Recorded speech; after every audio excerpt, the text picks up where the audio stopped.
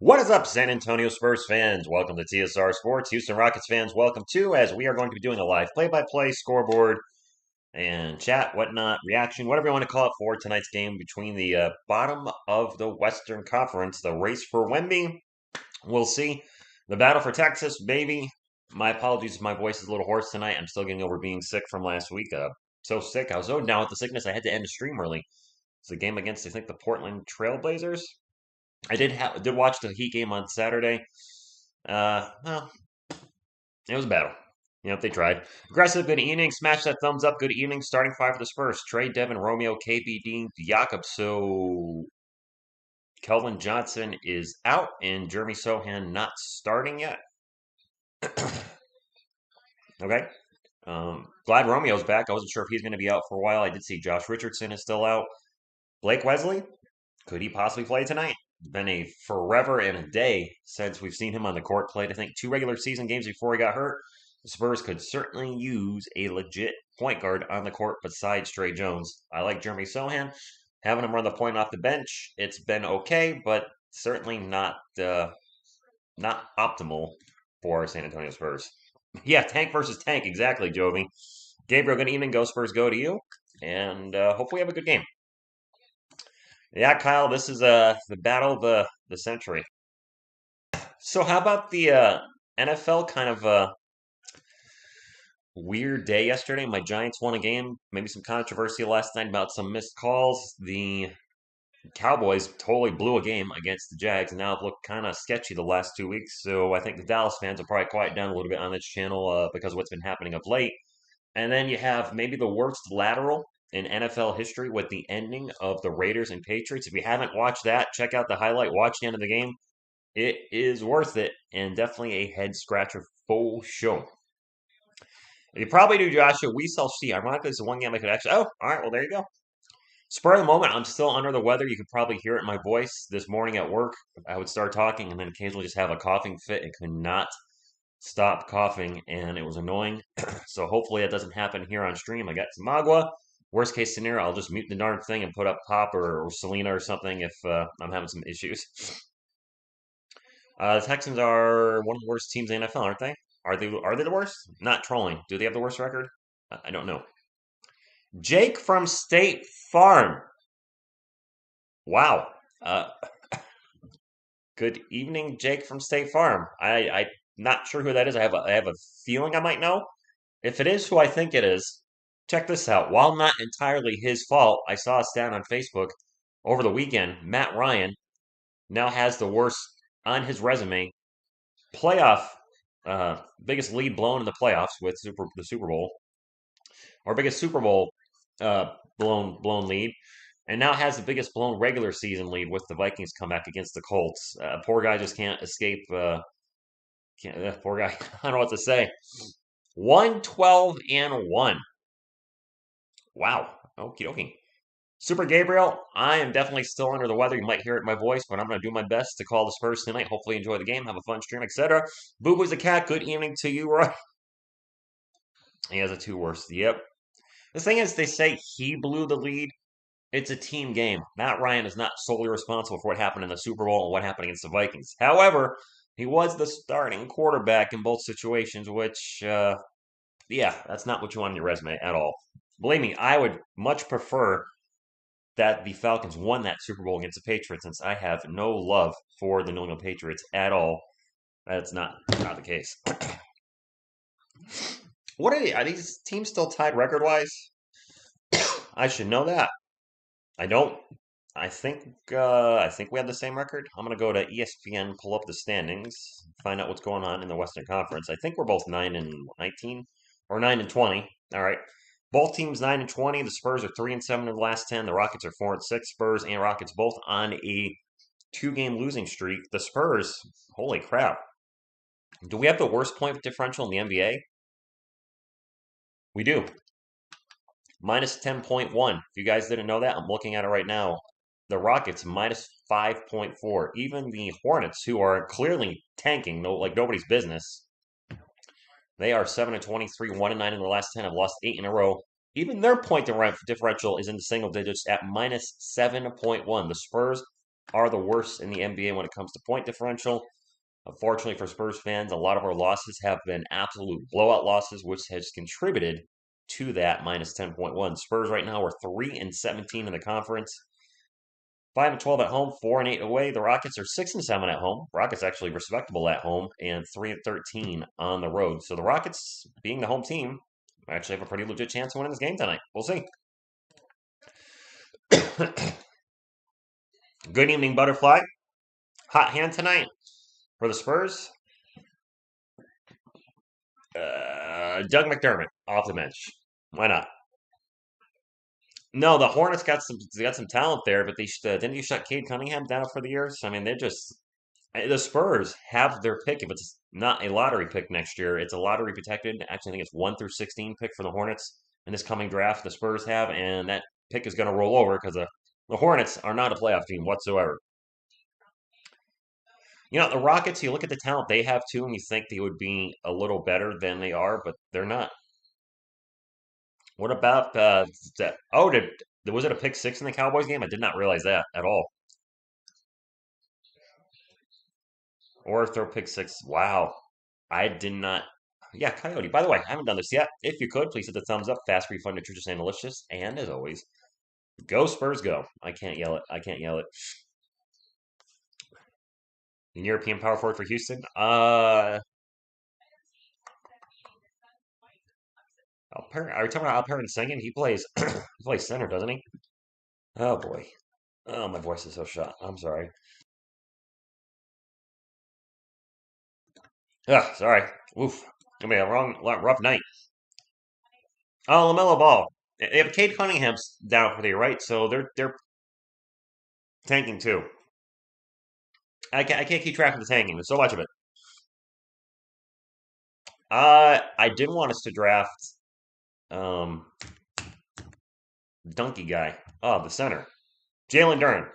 Now I'm transparent on that. When the Spurs were drafting, I saw Duren was available. I was like, let's take Duren over Sohan. We took Sohan. I'm going to root for Jeremy Sohan.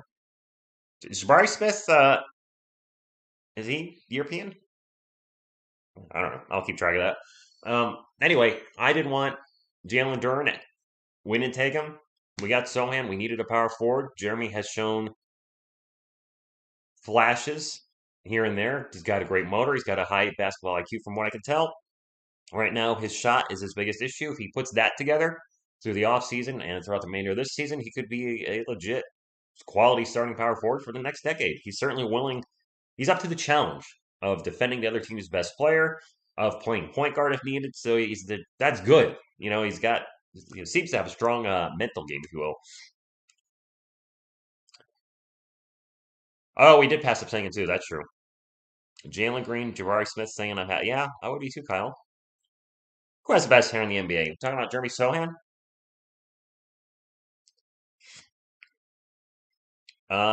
Who's saying Sohan's going to be an all-star? Nobody on this channel. I hope he is. I mean, that would be my wish for the San Antonio Spurs organization in general, is that all five guys in their starting lineup become all-stars. That's clearly not likely. The jury's out on Jeremy Sohan. I don't have enough on tape, if you will, to really know what he's going to be in the future. Joshua Primo, was excited about him last season, but he never really showed us anything. When I look at the roster right now, who could potentially be an all-star in the future? I still think Kelman's on that list. He's got to control his shots and not force shots as much, be a little more selective, maybe get his teammates involved a little bit more. And I still think Devin Vassell has that potential, but right now both are potential. Neither one is a lock. Or could our future all-star be a draft pick next year? I don't know. I'm rooting for one of our guys to break out. DeJounte Murray broke out. Took him a long time to get there. He also had the ACL tear that set him back here. So you never know who's going to be the guy moving forward because the guy could come from out of nowhere. A lot of players took years to develop. Good evening, Asia. Thank you for stopping in. Hey, babe, to you. Depressed? Who's a depressed fan? I just saw depressed something in the chat. Depressed Broncos fan. Yeah, man, I feel for you guys.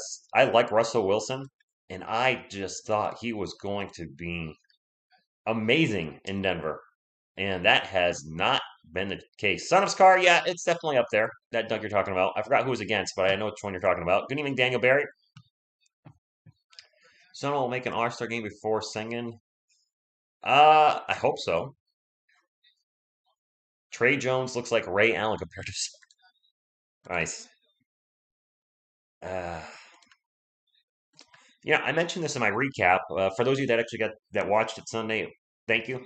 The recaps week by week, the views keep going down because the Spurs aren't playing well, so I might be shelving that in lieu of working on other content. I'm sorry for the people that do like them, but when you start seeing videos drop under 1,000 views, that means, and it actually my algorithm even says your viewers are not interested in this video. I was like, well, it's kind of been a running theme throughout most of the season, so we'll see. Trey Jones, Romeo Langford, Jakob Pro, Kata Bates, Diep, Devin Vassell for the Spurs, Jalen Green, Kevin Porter Jr., Alperen Sengun, Jabari Smith Jr., and I think I missed somebody. Oh well. That's 9. That Giants win was impressive. Most impressive. And then how about the Patriots blowing their game, Asia? Instead of just sending it to overtime, one of the worst boneheaded plays ever by a player at the end of the fourth quarter. I love it. Players are in the court, and away we go. Battle of Texas. The battle for Wemby between these teams is both at the bottom of the Western Conference. No matter what happens, though, I hope we have a good, enjoyable game. And holy crap, is it empty in Houston. There are waves of empty red seats. Vassell going to get out to Trey Jones. Jones going to shoot the three, no good. And Trey Jones' three-point shot has absolutely disappeared on him from the first few weeks of the season. First few weeks, I was like, my goodness, he's hitting threes. He's clearly worked on this in the offseason, and it's gone. It's actually going to be Spurs ball. Langford will get it in. Hopefully, Romeo can pick up where he left off. He was playing very well until he had an injury. KBD, also in the starting lineup. Kata Bates Diop drives, dishes it out to Devin Vassell. Vassell going to drive into the paint himself. Turn around, spin around, fade away, Jay. That's a tough shot, and he made it. Nicely done. That's what I like about Devin Vassell. That's a very difficult shot. Try doing that in your driveway with somebody on you. I'm not making that shot. Be lucky if I hit the rim. And the first shot for the Rockets is no good by Jabroni Smith Jr., a.k.a. Jabari Smith Jr. Spurs ball, 2-0. Roman Langford out in three-point, starts to drive, gets the post to the paint, throws it up off the glass, no good. Foul, going to line for 2. 2 shots. Anyway. Veronica, what good evening, Veronica. Holy crap, is it ever empty in Houston? Oh my gosh, I actually feel bad. You could probably get good tickets to that game for under $100. It is completely empty in the center seats, the good seats. It looks like it's a little fuller on the upper levels, but oh my gosh. It's a ghost town in Houston.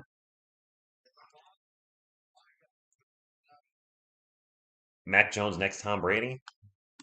No, he's going to be the next Tom Brady. He's one of those one-of-kind. Like, ooh, the next Jerry Rice, the next Barry Sanders. Players like that, just a guy that can play till he's 45, and that's a three-point attempt, and no good for the Rockets. Rockets have missed both their opening shots. Spurs on the run. Vassell going to pull up for 3. Devin Vassell off to a good start. 2-0. Yeah, I see a lot of red seats as well, Butterfly. The amount of empty seats behind both benches is redonkulous. And finally, we got a bucket as Jalen Green gets into the paint, throws it up off the glass. It is good, 6-2. Devin Vassell this season, 7.7 catch and shoot points per game. That is 6th in the NBA. Catch and shoot. Jakob in the paint. I think he just traveled, but there was no call. Misses a shot, goes out of bounds, going to stay with the San Antonio Spurs up 6-2. It's not a good look for the NBA. I actually feel I feel bad. I'm not a Rockets fan by any stretch of the imagination, but seeing how just empty and depleted it is out in the stands, yeah, I feel bad. I don't like seeing that. I don't want to see our guys play in front of that small group. Yeah, they're all getting their popcorn, Rob. Oddly enough, all at the same time. You could be right. Trey Jones, runner at the base at the free throw line, excuse me, is good. And the Spurs are up to a good start, 8-2. Yes, the seats are going to be full when Wemby is on the San Antonio Spurs playing in Houston. Good point, Kyle. Good point. Parent Sengen takes it at Jakob Pertl, misses the shot, but gets fouled, and he will also go to the line for two. You could have bought a seat next to Dougie Veronica, probably for like $200. Are you close to Houston? Veronica, aren't you in San Antonio? Butterflies in Austin. I think you're in San Antonio. First free throw's good. Maybe they had to pee or poop. Although I got to go home court for that. I don't want to be pooping in a basketball stadium. No thanks. Yeah, the inexpensive seats do look full spur at the moment. I did mention that a little earlier. Those look like they're normal attendance, but the seats that are visible while the players are playing are very empty. Although it looks like the Spurs bench has more people behind it than the Rockets bench. Jakob Pertl drives by the defense, gets into the paint, gets a layup, 2 points. Well, the Astros are good and winning. A Rockets ball, Sengen in the paint, takes it to Jakob Pertl, misses the shot, gets on the rim, it rolls off. No rim job for Alperen Sengen. Devin Vassell open for three on the break. Wow. Devin. Didn't have a great week last week, but tonight he is on fire. I think he has 8 of the Spurs' 13 points in the first 3 minutes. Not too shabby, as Romeo Langford's going to get whistled.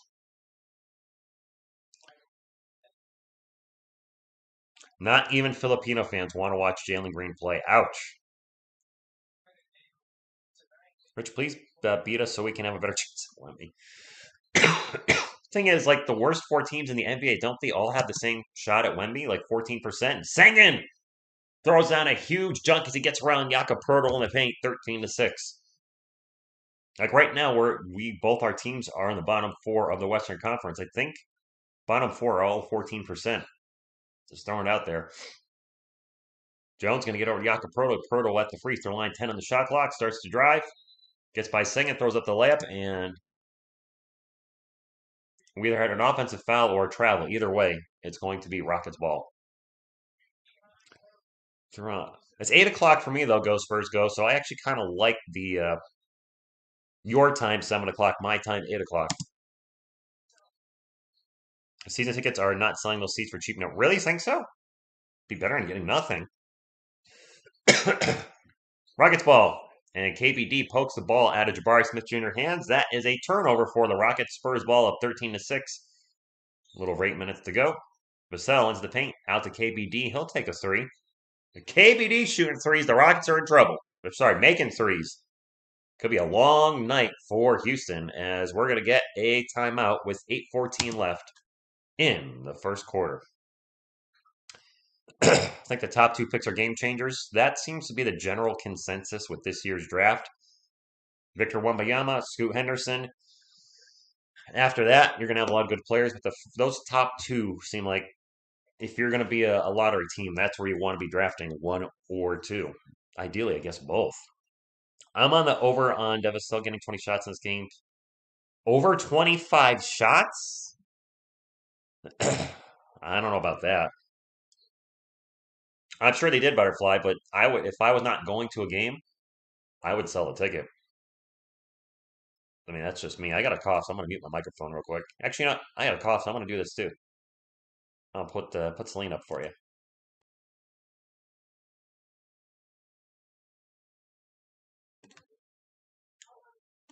Ugh, struggle's real. I'm gonna be glad when I'm not sick anymore, or not recovering from being sick. You know what I mean?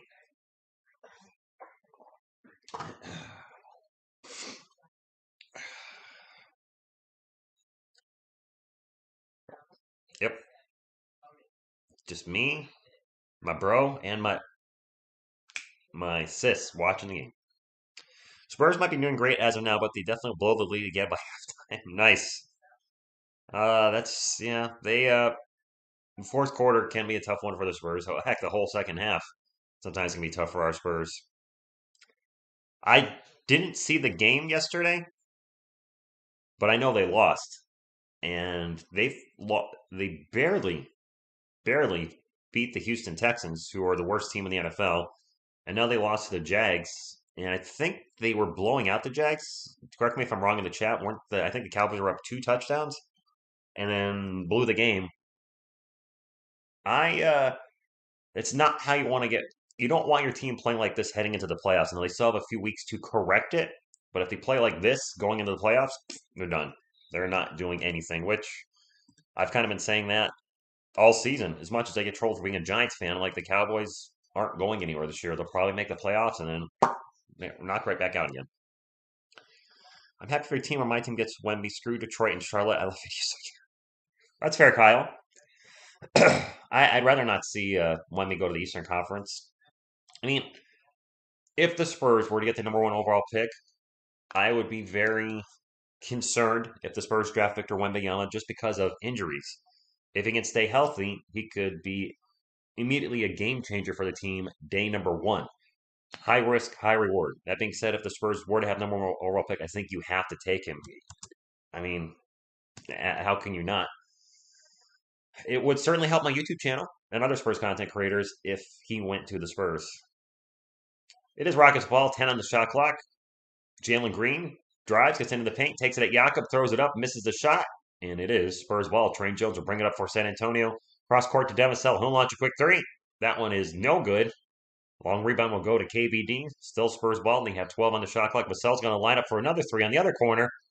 And that one's short. Maybe let's just not keep launching 3s over and over. You know what I mean? Speaking of 3s, that's a 3-point attempt for Jabari Smith Jr. I hope this is not going to turn into a chucking 3 contest. I don't like that type of basketball. Jones, runner in the paint, is no good. Yeah, that the teams do feel like they're a little reversed with their colors. No, Matt Ryan can't. Chris, good evening. Yeah, that was a tough loss for the Cowboys. And a miss and put back. Who put that back for the Rockets? That was a putback by Kevin Porter Jr. It is 16-8, 7 minutes ago. KB D. We'll get it into Jakob Poeltl. Poeltl picks up his dribble and get it back to Trey Jones. Open for 3. Jones makes the 3. Okay. I agree, Joshua. The injury is a major concern for me, but still, you got to take him. Whoever drafts number 1 overall is taking him. Singing in the paint with a little jump hook over Jakob. 19-10. And see his Kyle. Speaking legit, Romeo Langford just blows by the entire Rockets defense and gets in there for a layup. Nice job by Romeo Langford. Assist by Trey Jones, and Langford has been playing better as of late for the Spurs. Much better. He's been strong defensively all season. The offense was a big question mark. And we're going to have a block on the... Nope. I thought I heard a whistle. Thought there was a block. Nope, that's an easy bucket for the Rockets. KBD with the shot, no good. Misses the follow-up. And Kevin Porter Jr. will come away with the rebound. Sorry, I got a little confused on that play. Jalen Green, crossover, step back. And I thought he was going to shoot it. He did not. 12 seconds on the shot clock. Little switch. Romeo on Jalen Green now. Jalen Green drives, throws up the left-handed layup. No good. Alperen Sengun with the putback. It is 21-14 halfway through the first quarter. We keep Poeltl and take Scoot. I'd be okay with that. Yeah, I would be okay with that too. I'd buy that for $1. Trey Jones, 10 on the shot clock, out in 3-point land. He's going to just launch another 3. That one is no good. Rebound ends up falling into Trey Jones' hands. Jones going to drive, and he will get a layup. Nice hustle, loyalty, and respect by Trey Jones there. Yeah, I just said that. And we're going to have a reach-around foul. I think that's on Devin Vassell. Kevin Porter Jr. going to line for 2. Leon Lawrence, 4 TDs, 1 pickle. That's a good ratio. I would take that. Say over 16 games. Say they rest week 17. That's 64 touchdowns and 14 interceptions. Okay, that's a little. Wait, 4 times 4. 14, 4. No, 56 touchdowns and 14 pickles. I would take that in a season. Jakob looked thinner. It could be. He was out for a while. Yeah, well, that's what I mean. And it's a foul. You can't do that, Joshua. I must have missed something. I don't know what just happened. I missed the bucket. Sorry, talking in the chat. and not feeling well. I'm a little out of it. Kevin Porter Jr., 7th in the NBA with most drives. I'm assuming that means drives to the hoop. Don McDermott has checked in for the Spurs, as has Zach Collins and Jeremy Sohan.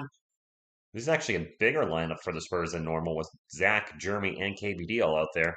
We're going to have a foul and Don McDermott on the court. So, yeah, the Spurs have 4 players, 6, 7, or more. That's a big lineup for the San Antonio Spurs. Zach Collins was fouled on the little jumper by Kevin Porter Jr. going to the line for 2. 2 shots. That's 2 fours already on Kevin Porter. 2 fouls on Kevin Porter Jr.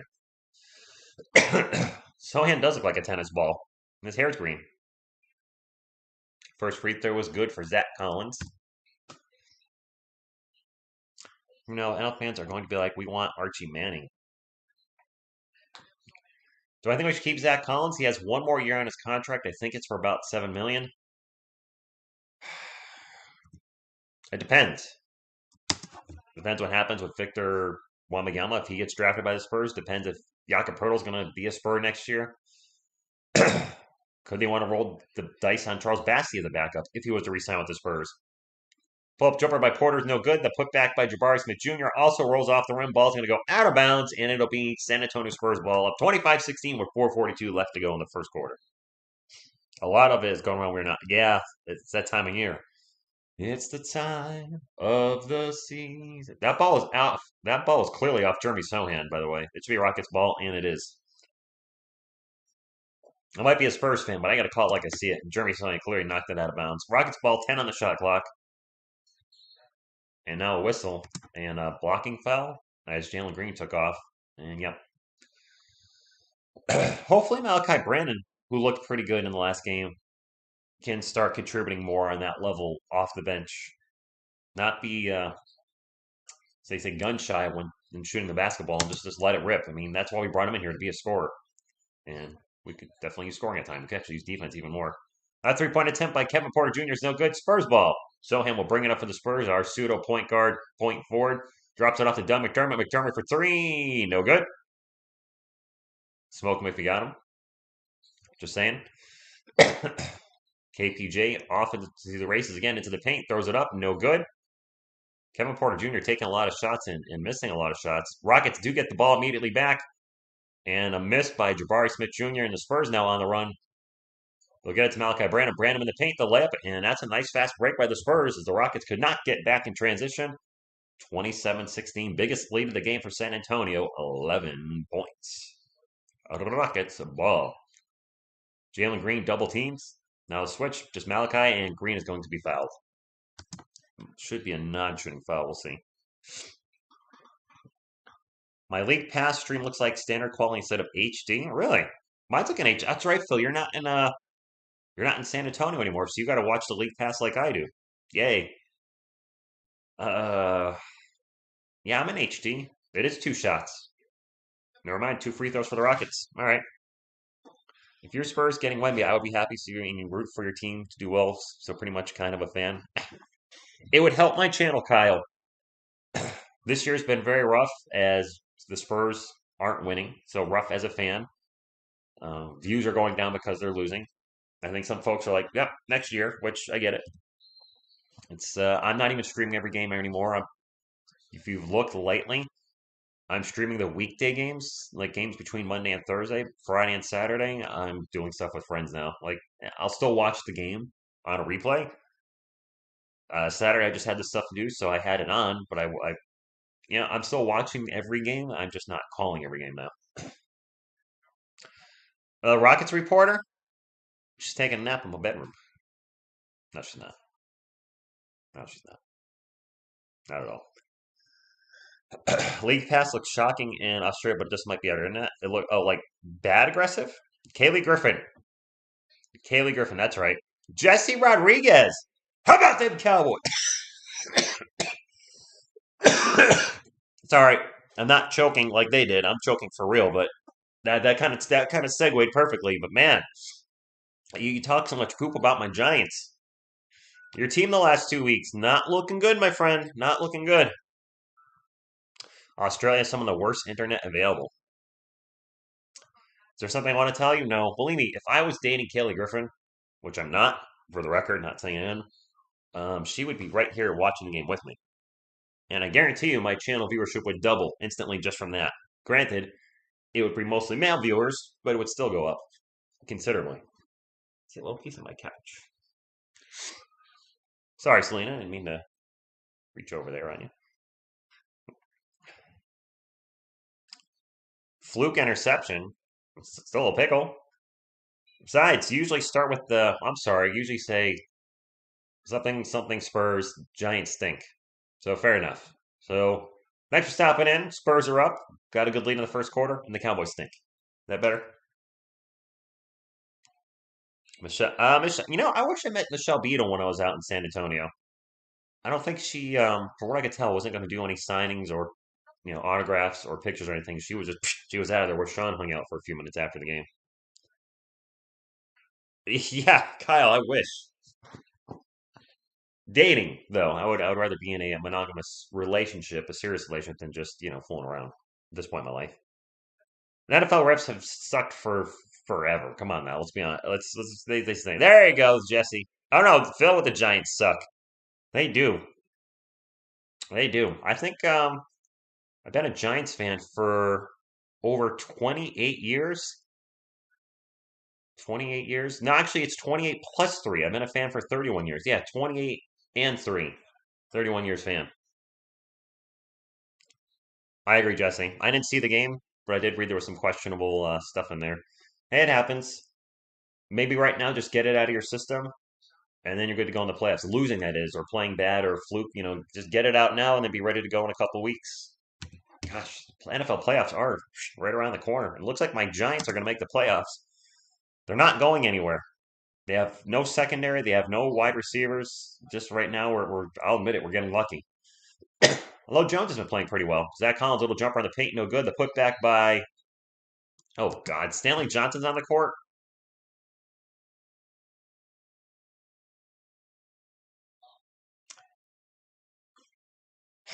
It's not the Johnson I want out there. With all due respect, the dude can't shoot. He's an abysmal shooter. I'm rooting for him to do well because he's a Spur wearing number 34.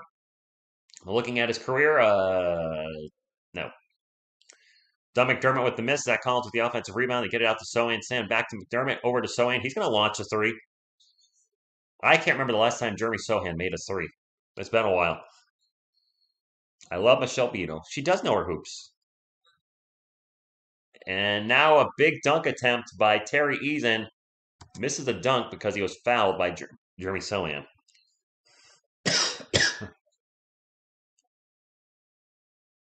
Serious relationship with fooling around. The entire NFC South sucks.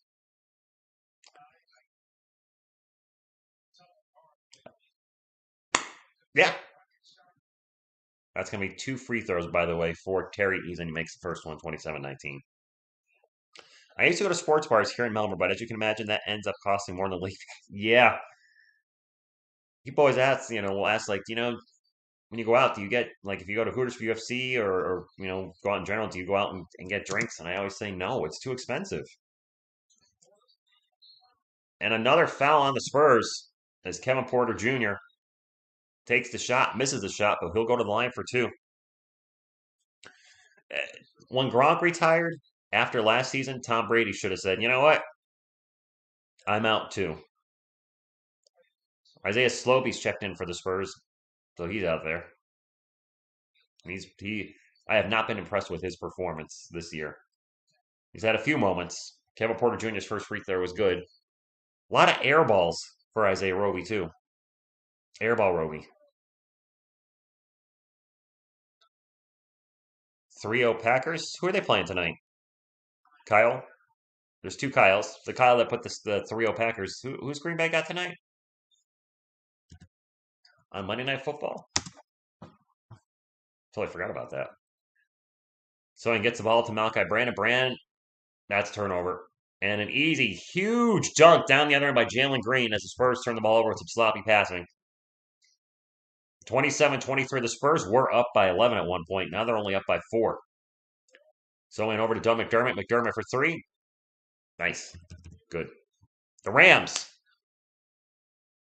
Oh, if they were butterfly, I don't know why Tom came back. He really should have retired. Maybe well after this season. And now an alley-oop layup to Kenyon Martin Jr. Sohan is pushing the pace. Sohan takes it up the court, throws up the shot, no good. Going to the line for two. Two shots. I do like Jeremy Sohan pushing the pace. That is a positive. But I would prefer Blake Wesley is the one pushing the pace as our point guard. Hopefully he's back on the court very soon. And Sohan's not a good free throw shooter at all, by the way. Worse than Jakub, I believe, as of late. Brady's going to play till he's 50. First free throw.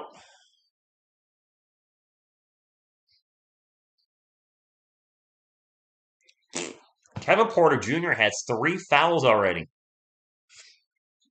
No, they're not butterfly. It's not just him. It's the whole team is now different. And Sohan with a one-handed free throw, and he makes it. I think, correct me if I'm wrong, I think he literally just took that with one hand and made it. You gotta do what you gotta do, I guess. Zach Collins with the block. And the putback follow-up is no good as well. Who is that? Garuba. Usman Garuba gets blocked, and then the follow-up is no good either. It is still a Rockets ball, though. Both teams with 11 rebounds. There's a random stat for you. And the ball's going to be deflected out of bounds on the inbound pass. It's going to stay with Houston. I think he just took it and went like that. That's what it looked like. The camera angle was a little weird, but I think he just one-handed that free throw. Yes, Jason, I learned about the 2 shots when I was in San Antonio because I had the sound off. So yes, I did learn about it when I was in San Antonio. Pull up 3, no good. And it is Spurs ball. I think that was Bruno Fernando. He's the only player whose number I don't have listed here. Now the Spurs are going to turn the ball over. I got to look up the Rockets roster. I think that was Fernando. But yeah, I never heard the 2 shots before because I couldn't hear it. I had the sound off. So honestly didn't know about it. Oops. I know now. Rockets ball.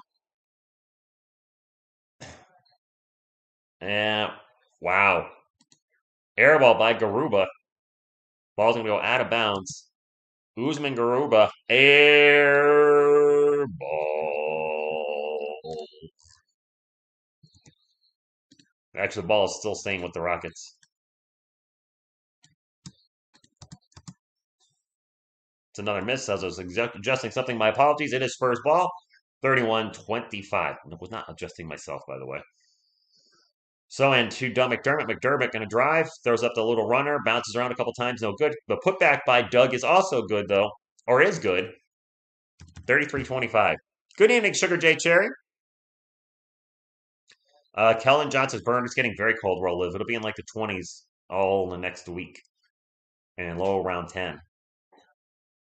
Pull up 3, Eric Gordon. He usually has decent games against our San Antonio Spurs. Kyle, the Eagles have beaten everybody except for one team on their schedule. I don't remember who the one loss was. Was it the Cowboys? And we're gonna have a foul in the paint. And offensive foul, or is that a foul on Usman Garuba? We'll see. Yes, they are aggressive. I do like that. My neighbors probably think I'm crazy on like 2 shots. Yes, the 2 shots thing is a San Antonio thing. Zach Collins at the line. 2 shots. First free throw is good. Was it all they lost against the Commanders? Wow. The Commanders have some talent on there. I think their biggest issue is I don't think the guy at quarterback, Tyler Hinkey, is that his name? I don't think that's their guy for the long term. Rockets ball. 12 on the shot clock. Drive and a miss and a couple putbacks are also no good. Grube had a couple times to put that back. It is first ball. They can hold for the final shot of the first quarter, and they will have a lead when we go into the second. How long is Jalen Hurts supposed to be out? Brandon gets it to Zach Collins, and that's a turnover, so we won't hold for the final shot. And then the Rockets will turn the ball over trying to go fast break. Spurs will get the ball back 2.5 seconds to go. Johnny, I don't know if the Giants are in the playoffs yet. Wow, Yasirski. Yasirski's I think it's obvious he's a Spurs man. 2 weeks, crap. Stanley Johnson, half court three. Wow, that was a 12, 15 feet short. Well, that's a good first quarter for the Spurs. Take that. Just got to keep it going for 3 more quarters. That's the key. I got to change the quarter. Change the quarter. Q2. All right, I'm going to put this up for a second so I can cough again.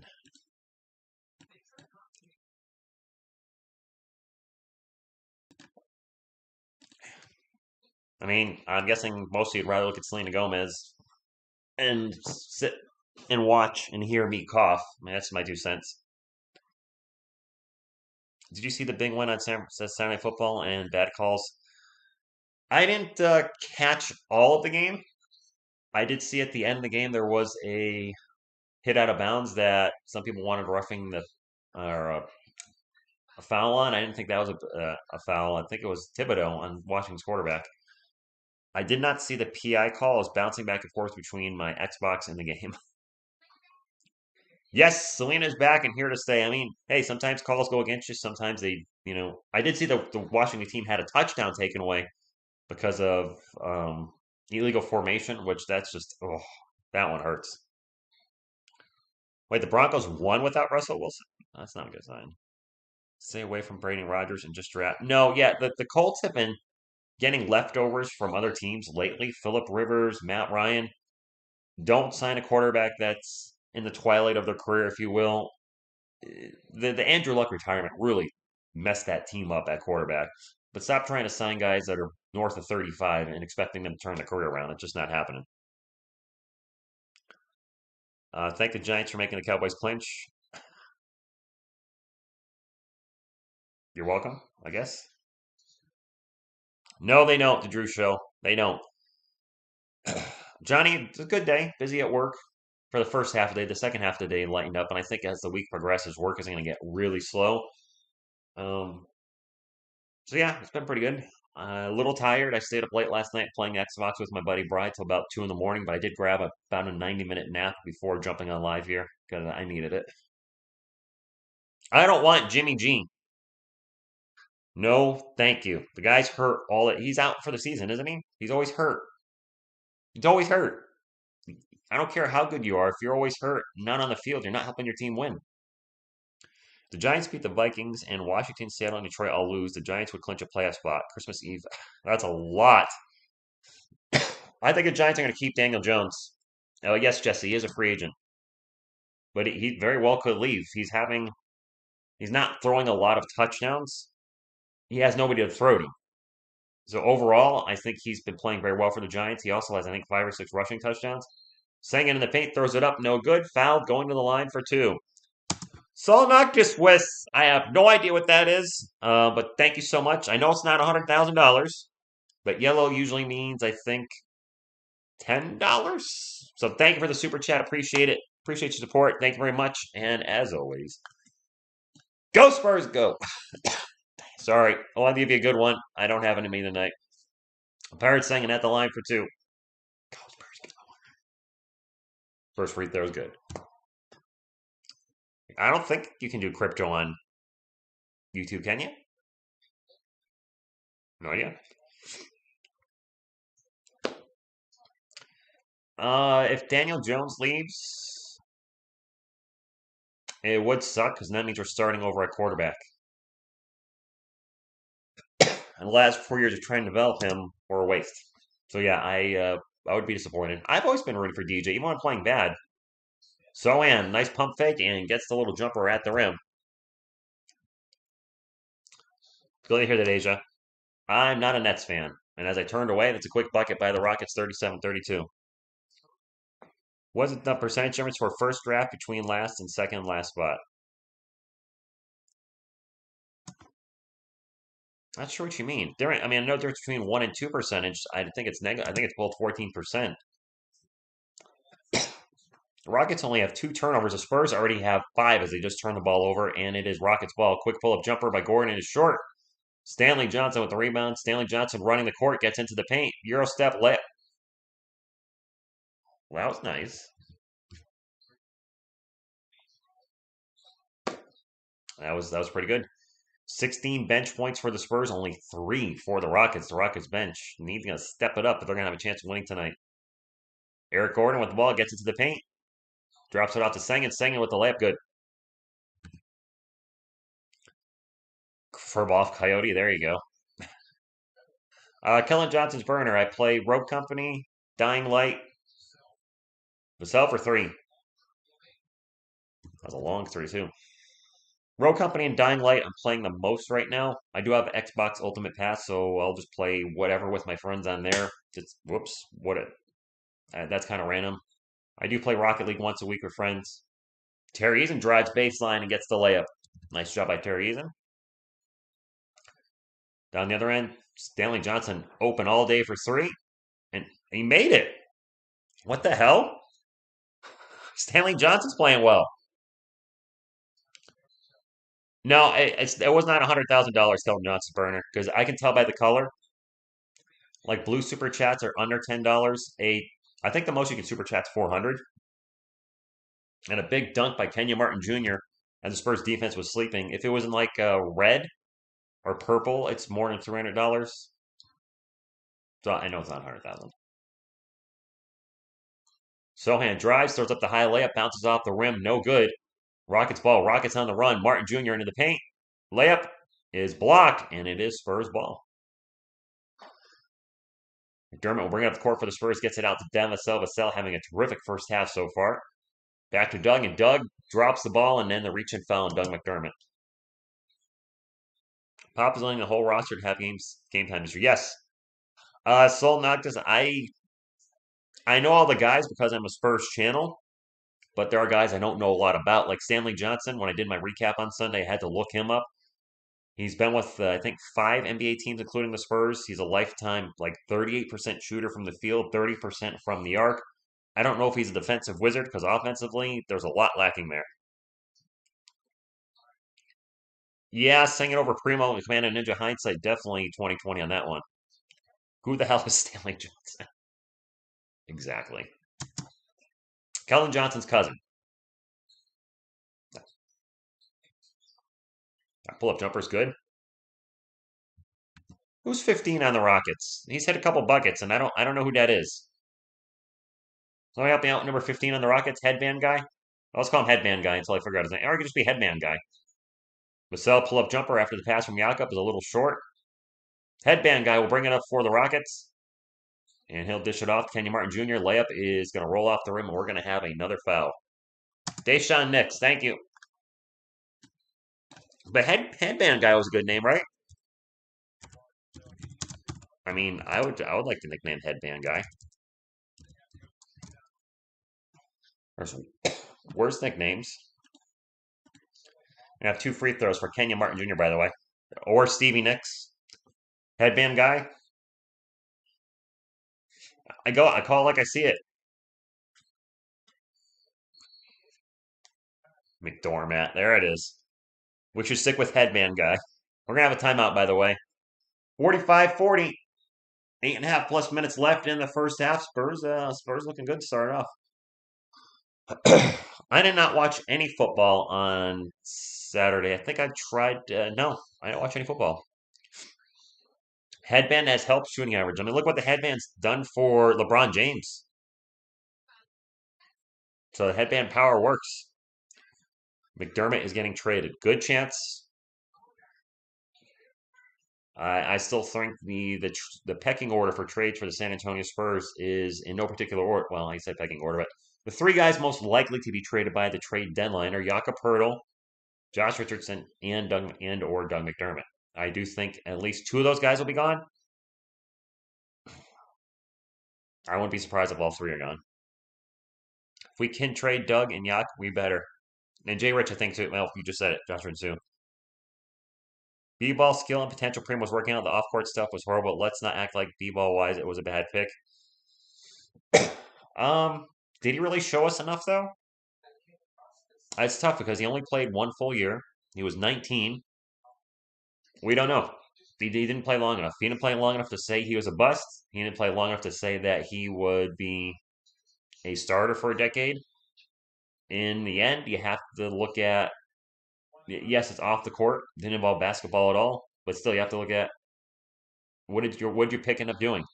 Did he have a successful basketball career? Was he an injury bust? In Primo's case, was he an off the court bust? So it still feels like a bust, especially when you factor in we have no draft picks from last year. Joshua Primo off the team for, we know why. And then Joe Wieskamp not on the team.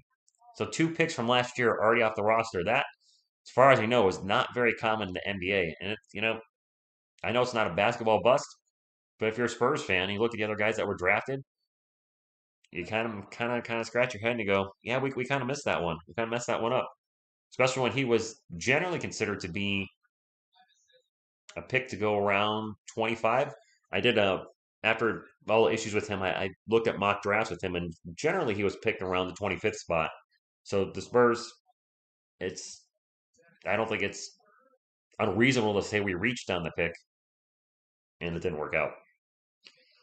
And I hope Blake is back soon too, very very soon. Santa giving out gifts, is he? I would love to keep Yak. That's true. The question is, I believe as an unrestricted free agent, if another team offers him X amount of dollars, are the Spurs going to match it? Like if another team offers him 22 million a year, will the Spurs match it, or will they go? It's also going to depend where the Spurs draft. If they draft first, they're going to probably take Victor Wembanyama, and they're not going to re-sign Jakob. That free throw is no good by Martin, and it is Spurs ball. I might see family on Christmas. Still trying to work that out. I should. I didn't last year, or the year before, or the year before. Need to work on that. Vassell drives, tough layup, goes in, and one. Nice job by Devin. Spurs only picked them because OKC was going to pick, but we should have never picked. I agree. In my opinion, only Josh has gone, so I don't think Yak or Doug go. I still say my prediction, pain. 2 out of the 3 guys I mentioned get traded before the deadline. I just don't know which 2. In fact, I'm not even sure the Spurs know yet.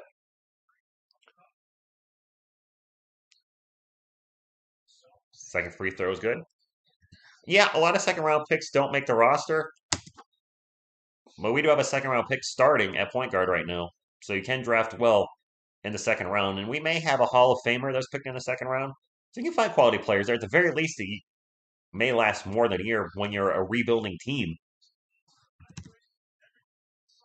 I didn't see who shot that for the Rockets. Whatever. Spurs ball. 48-42, under 8 minutes to go in the second quarter. Demasell's going to drive. Toss it out to Sohan, back to KBD. KBD.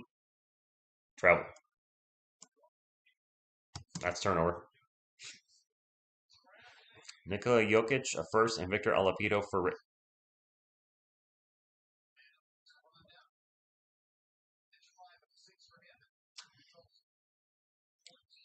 that much for Josh Richardson.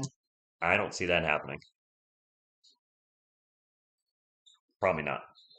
And now kickball by the Spurs, and it'll be Rockets ball 14 on the shot clock.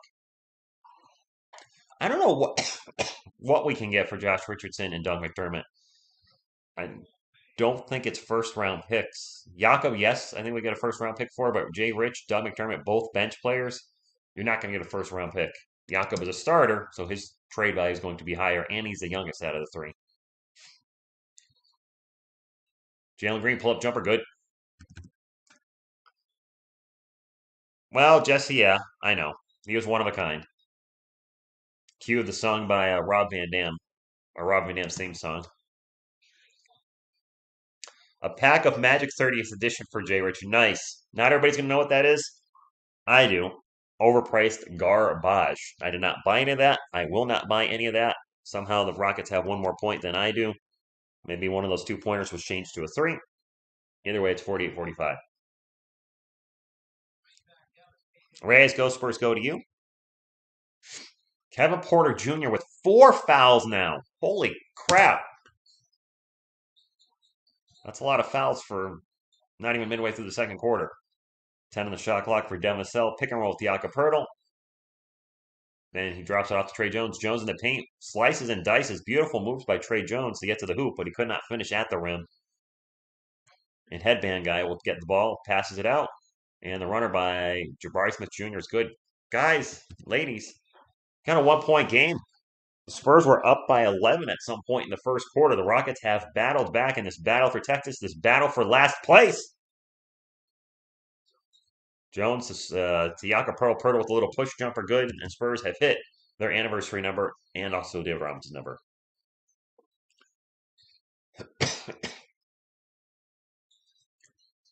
Headband guy into the paint, and Kenyon Martin Jr. just clowns the Spurs with a massive dunk. Wow. Jones in the paint, turns the ball over. I don't think I like that one. We got a 5-on-2. And another huge dunk.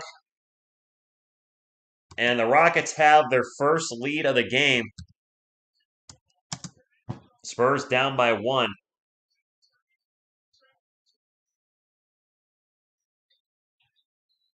And we're going to have a foul down the other end. Not shooting foul. Fernando with that huge dunk. Back-to-back dunks by the Rockets to take the lead. But Kenyon Martin Jr.'s dunk was a, the type of dunk you put on a basketball card. Then Knicks with the behind the back pass to Fernando, and he just throws it down hard. Spurs ball, down by 1. KBD for 3. That was a brick. Daishan Nix with 6 assists and 2 steals in the first half. Not too shabby. And Fernando tries another huge dunk. Can't get that one to go down. Misses it. Spurs ball to get it up the court. Doug McDermott out to KBD. KBD gets it back to Trey Jones. He'll take the 3 and misses the 3. Trey Jones, what are you doing here in the second quarter? Missing shots left and right and turning the ball over. Trey, come on, man. You're not Steph Curry. Don't be launching threes all the time. I think he's taking three threes today. And now a whistle away from the wall. Foul's going to be on the Spurs, on Zach Collins. Whoop, there's my butt. Was it a 17-point lead they blew, Vince? Dang. And now we're going to have a free throw by Jabari Smith Jr. Technical?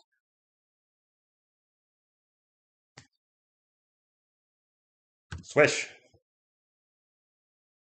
Do the Giants play on Christmas Eve? Then yes, I will. Poeltl has turned into a poodle in the paint. What happened? The injury, maybe? I don't know. True stop, Veronica. True story, Veronica. Veronica. The Veronica song. Jalen Green pull-up jumper, no good. Spurs on the run. Trey Jones out to Brandon. Brandon back to Zach Collins. Collins going to drive in the paint. Throws up the layup, misses everything. Out of bounds. Rockets ball. Wow, our offense is looking poop right now.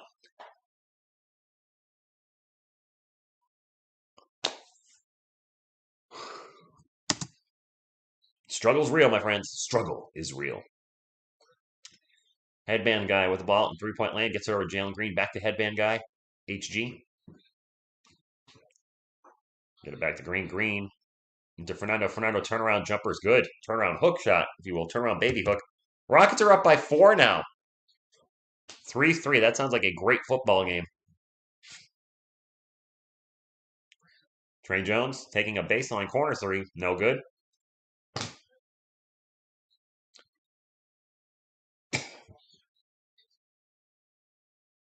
And Nix throws up an air ball 3. Brandon with the ball. Gets it up to Doug. Dougie with the layup. Gets blocked. That's going to be goaltending. That's got to be for goaltending for net. Yeah, that's goaltending. This game's getting ugly.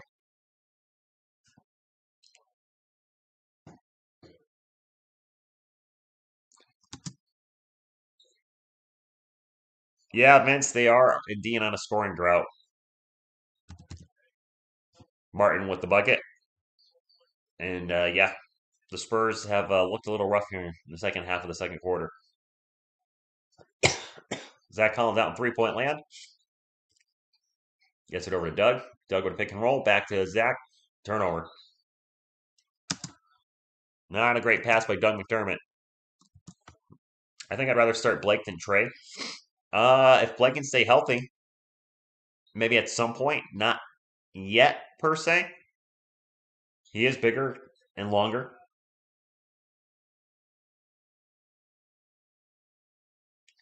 Blake, I think, is like about 6'4", and he's got more length, so that's always a positive. And I do think he has a higher ceiling than Trey Jones. Will he achieve it, though? That's the question. And now a turnover by the Rockets. Malachi Branham gets it up the court. Out to Doug McDermott. He's going to launch the quick three. Just that catch and shoot release by Doug McDermott is so catch shoot quick. I can't do that. Good evening, Mickey. 1-point game. Spurs were up by 11 in the first quarter. The Rockets have taken that lead away. Kenyon Martin Jr. in the paint. Throws it up the glass. No good. I think we have another foul on Zach Collins. Zach, I have been saying that all season for the most part. Tony Pollard greater than Ezekiel Elliott. I think he just has more potential. And he's a more explosive runner. Good evening, Ron. Yo to you.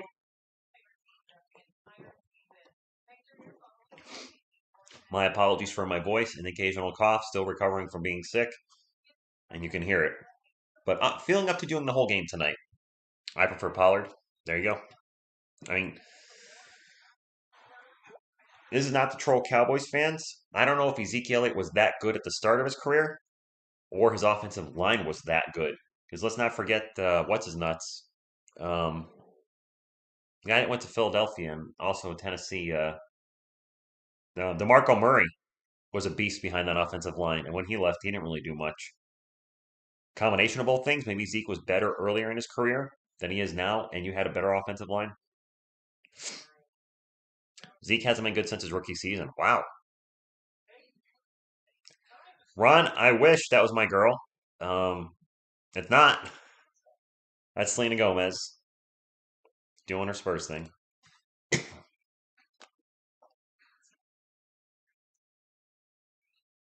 Yeah, I'm not dating a celebrity.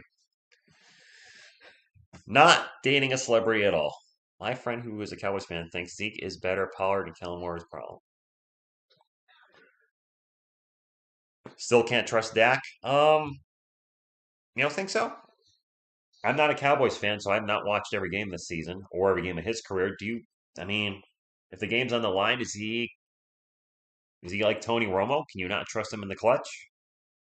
I think that would be my best. I guess that would be the person I could relate to as a Cowboys quarterback that I guess failed in the big time would be Tony Romo, who always put up fantastic regular game stats, and then when December rolled around, would struggle in December, and then in the playoffs, the Cowboys would always lose. Not always his fault, of course, but still, history speaks for itself. Just consistent losses every year in the playoffs, usually the first game. Meghan Markle sitting next. Was it? No. I'm gonna bring it up again. No, that is not Meghan Markle. Definitely not. And the girl that's sitting next to Selena, you know, look her. Not Meghan Markle. I did not take a ride on the Riverwalk. I was trying to keep expenses down a little bit, Joshua. My trip, as it was, already cost about 2 G's. So I did walk downtown, but I did not take a ride on the Riverwalk. Plus, the weather was kind of when I was there. Rained a few days. Wasn't, man, not, I don't know, just wasn't great. We have 2 free throws, by the way, for Kenyon Martin Jr. Blew the first one. Thanks, Ron. I like you too. I'll be down there again. Definitely. This guy on TV has his first scarf I have. Nice. Missed them both. The Riverwalk is not, whoops. Riverwalk is not worth it. Oh, okay. I was kind of wondering what you meant by not written on it. 56, 55. And Brandon with a turnover. We have way too many turnovers in this first half. I don't know how many he is, but it feels like too many. Jalen Green putting a little dribbling clinic on Malachi Branham. Branham staying with him. 6 on the shot clock. Jalen Green now drives and falls. We're going to get a foul on Malachi.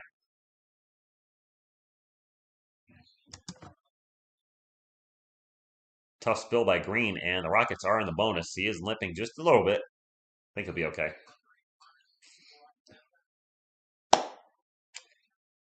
Yep, 2 free throws. You got to hear lots of historical stuff on the boat, though. I'm not really a history guy. I'm really not. Terrible with history. First free throw is good. And anything that's being told me historical generally goes in one ear out the other. Unless it's sports related, Spurs or Giants related, or Yankees related. Yeah, I'm not saying with it. Celtics, CeeDee Lamb is Des Bryant 2.0. Hmm.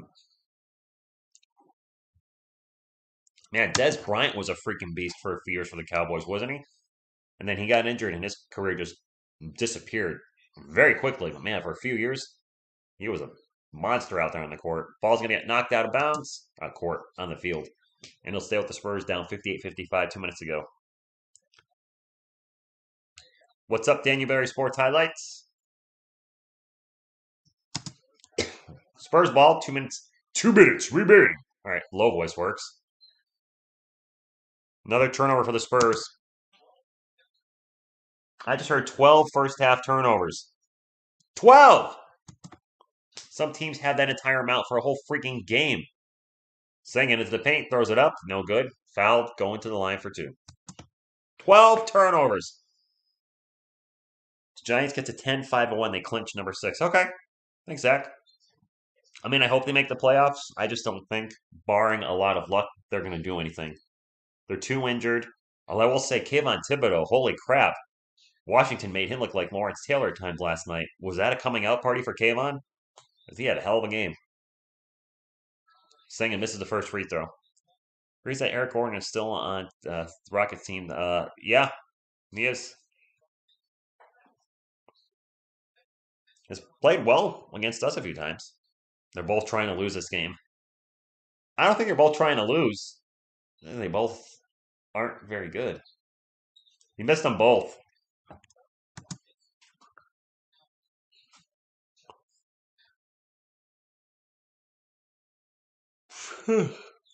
That's a second 0 for 2 tonight from the line for the Rockets. They're shooting 60% from the line tonight. Maybe they are trying to throw the game. Vassell at the wall, start to drive. Free throw line jumper. Vassell with 16 in the first half. I love it, Connecticut, Johnny.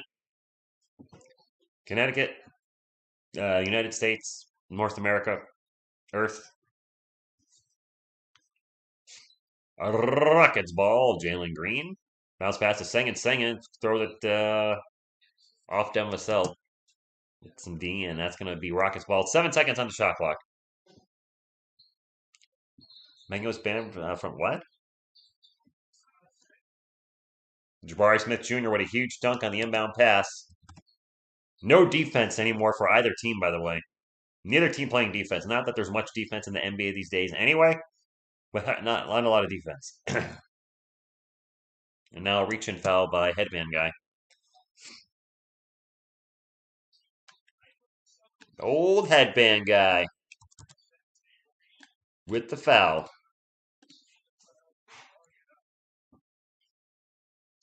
Dayshawn Nix, a.k.a. headband guy, with 7 assists in the first half, and that's coming off the bench, mind you.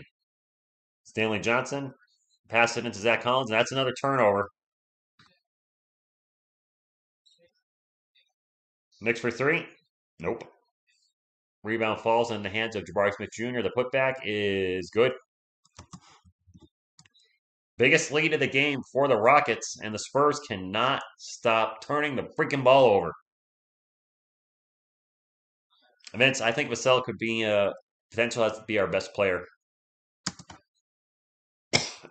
Headband guy's messing us up tonight. Trey Jones, runner, no good. Who do we play? Do we play the Eagles next? I forgot who's on the schedule. Eagles or Cowboys? That 3's no good, and it is Spurs ball. And the Spurs can hold for the final, pretty much hold for the final shot. There's like point 0.86 second difference between the shot clock and the game clock. Demasel way out in 3-point land, guarded by headman guy. 62-57. Clock running down. Masel going to drive. Out to Stanley Johnson. Johnson with the three. Stanley Johnson showing us something tonight. And it's not his Johnson, thank goodness. He's showing us he's got some ball ability. Stanley Johnson, I think, has 8 points in the first half. Cowboys and Eagles Sunday. Oh. Wait. What? Yeah. I heard that right. Stanley Johnson. Wow. I don't know what to say. He's been fantastic tonight. That's a great way to end the half. We're still down by, 2. But ending at a buzzer beater 3, not too shabby. Stanley's way better than Roby. We did not get the 51st half thumbs up. I have hashtag sad face. It's also the bottom of the barrel for the Western Conference, so it's expected. Let's pull up some stats for this game. All right, Rocket Spurs stats on NBA.com. Where we at? There we at. All right. For the Spurs, Devin Vassell with 16 first half points on 6 of 9 shooting. Great first half for our starting small forward tonight. Also with 4 boards and 3 assists. So Devin put together a nice line. KBD with 3. Jakob Pertl with 4. Jakob with only 2 rebounds. Romeo Langford with 3. Trey Jones with 7. Trey Jones is 3 of 10 from the field and 1 of 5 from the arc. I do like the 6 rebounds, 3 assists against only 1 turnover, but 3 of 10 shooting, not going to get it done. Stop firing away the shots. Although I guess he's got to keep the defense honest too. If he doesn't shoot, then they won't take him seriously out there. Off the bench, Jeremy Sohan with 3, Doug McDermott 10, Zach Collins 4, Malachi Branham with, what's that 4 there? Malachi Branham, at the start of the stream, I said he'd been playing a little well and had his best NBA game against the Heat. Malachi Branham has 3 fouls and 4 turnovers in 8 minutes.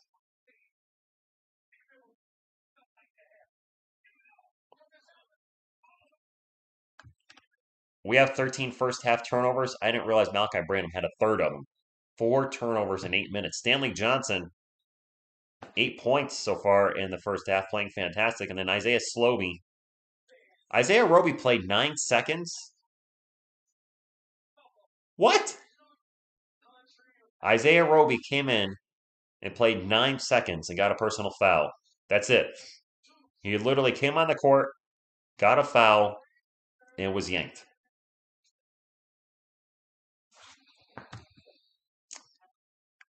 That's like a joke, right? Luka Book of Shorts, good evening, my man. Hopefully you're doing well. We'll play the Vikings. What, we play the Vikings? Shut the front door. My buddy Ken's a huge Vikings fan. No. We play the Vikings. No. We got to get together for that if we can. Let me check the schedule. I didn't realize we had the Vikings coming up. Is it in Minnesota? It's a surprise he wanted to say, hey, let's go to that game. How do I switch to the NFL.com schedule? Is not working for me. It's showing like, how do I show next week? Packers and Rams, by the way, still 3-3. Oh, I gotta switch week 15 to week 16. Haha, just kidding. All right, Giants, Vikings. Where's that game? I don't see it. Giants at the Vikings in Minnesota, 1 p.m. Fox. Wow, Giants and Vikings. That's Christmas Day? Oh, no, it's Christmas Eve. That's Saturday. Giants and Vikings Saturday. I need to see see if my friends want to get together for that. Shoot. Okay, thanks for the heads up. Let me continue with I didn't get into how the Rockets are doing yet. Stanley Johnson, number 8 draft pick, and he was a lottery pick? I'm doing good, Luca. Getting over being sick, as you may hear in my voice. So Johnson's another lottery player on the San Antonio Spurs. That's ridiculous. Yeah, Johnny, they play the Vikings on Saturday. Christmas is on Sunday. All right, for the Houston Rockets, my apologies. Eric Gordon with 5, Jabari Smith Jr. with 7, Alperen Sengun with 14 points on 5 of 6 shooting. Having a good first half. Jalen Green with 11, Kevin Porter Jr. with 8 off the bench, Kenya Martin Jr. with 8, Usman Grabu with 0, Terry Eason with 3, Deshaun Nix with 2, but he does have 7 assists in 14 minutes off the bench, and Bruno Fernando with 4. The Rockets are winning. Spurs were up by 11 at one point. They're not anymore. Um,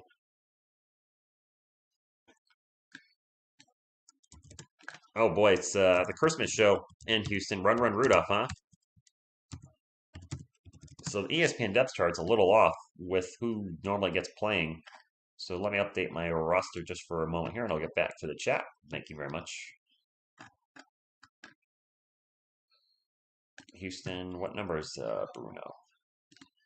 Bruno Fernando, is he 20 or something? He is 20, okay. All right, Rockets roster updated. I'm good to go. We went over the stats. Let's talk to Z Chat. Yeah, I did see for the amount of time he was in the league, he is quite young. Vikings game is, yes, it is. Might say whatever to make her look bad. Well, I must miss something in the chat. Super Gabriel, by the way. Not just Gabriel. Super Gabriel. So the Spurs with Stanley Johnson. Actually, no, it's the same amount of lottery picks because Primo's off the team. But they do have a lot of lottery picks on their team. Jakob Pertl, Zach Collins, Devin Vassell, Jeremy Sohan, Stanley Johnson. Is that it? Am I forgetting somebody? Was Romeo Langford a lottery pick? I think he was. Wasn't he 14th by Boston? I think he just falls into the lottery pick section. I don't think there's anybody after that. I could be wrong, though.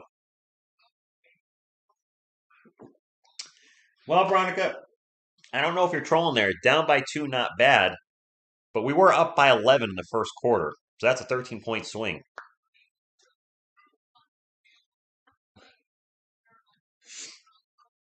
Is this a good look for me? Probably not. Stanley is outperforming Rob. I'm kind of shocked, but you know what? Prove me wrong. I'm always happy as a Spurs fan if I say, I don't know about signing that guy. He's not very good. And he's out there just having a great game right now. Probably a career type of game, career first half for him, looking at his history. And then on the other side of the coin, where I'm always saying Isaiah Roby proved me wrong, he played 9 seconds. Is he in the doghouse? Am I missing something?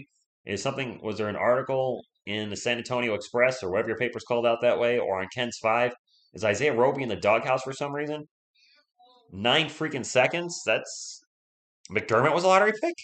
Yes, Jakob was a lottery pick with the Raptors. Yes, he was. Palpatine. Do it. Trying to think what he says, the Emperor. No, no, no. I don't know. Isaiah Roby might be going to the G League. Really? Is that the word? Yeah, I don't like Trey Jones taking that many shots either. Langford was number 14, so he was a lottery pick. So we have a lot of lottery picks on this roster. Now, granted, they haven't necessarily panned out because they're still not on the roster, so there is that. Or the respective team. Executive Order 60. Executive Order 66.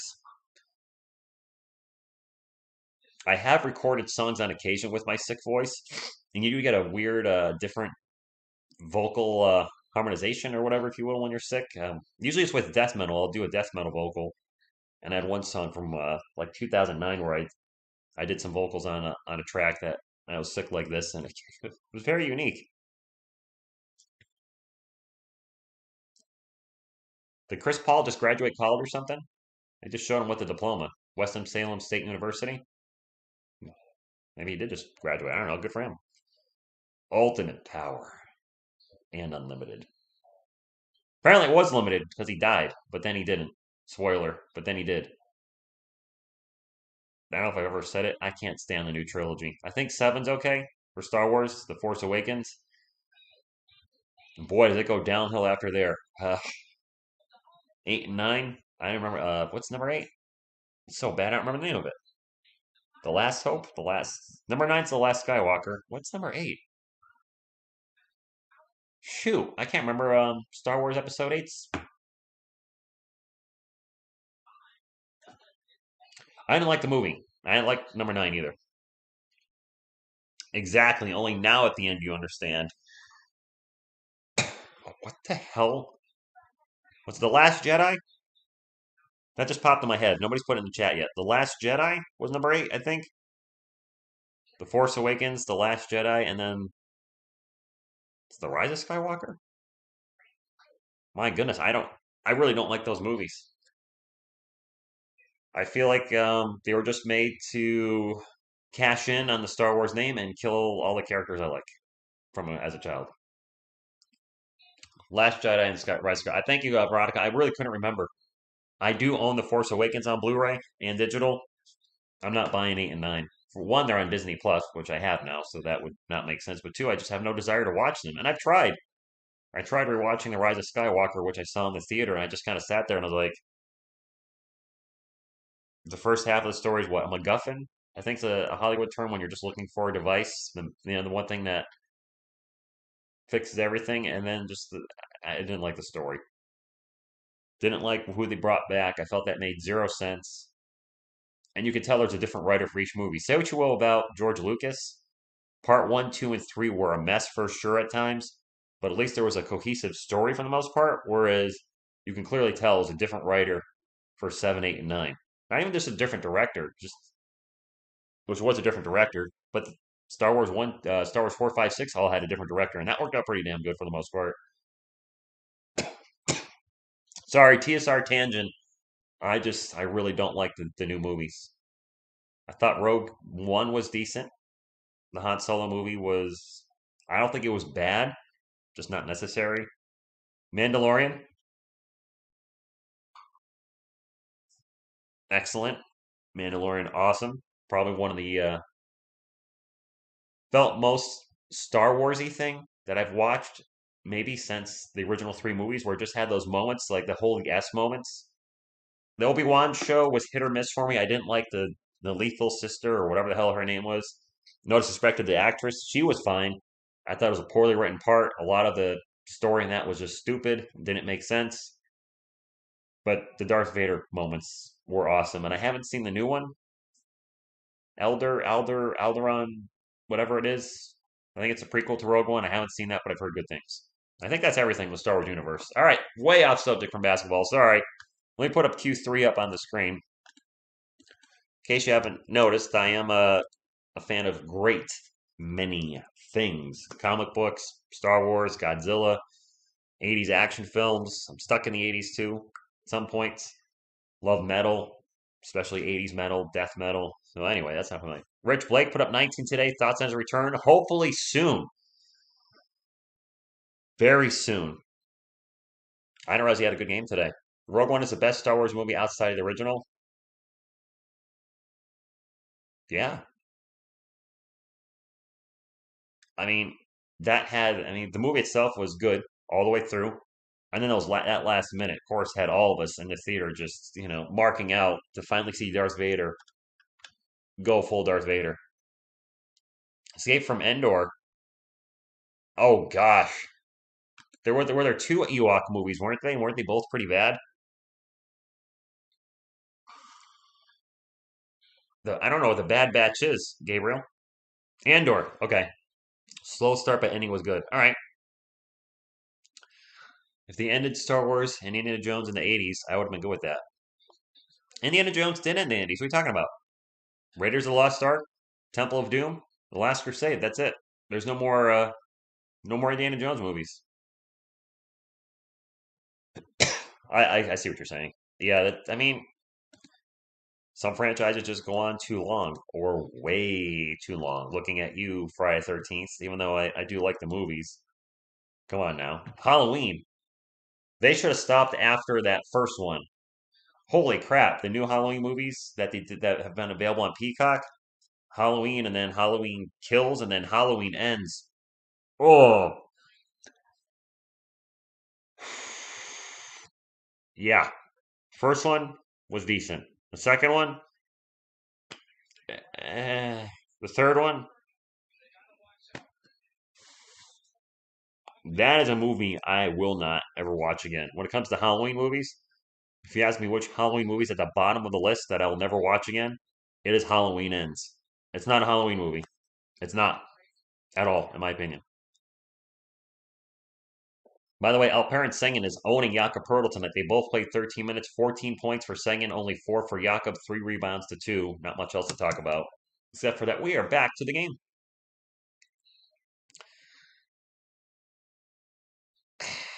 Veronica, I don't hate him. When I watch the movies now, I pretend he's the Sith Lord. There's a couple YouTube videos which say he was actually the lead Sith Lord, and then it got changed because people hated him. So I just pretend he's that when I'm watching the part one. We got a foul on KBD as he drives to the paint. What was the first one called? Crap, Phantom Menace. I pretend he's the Sith Lord, and it makes it enjoyable.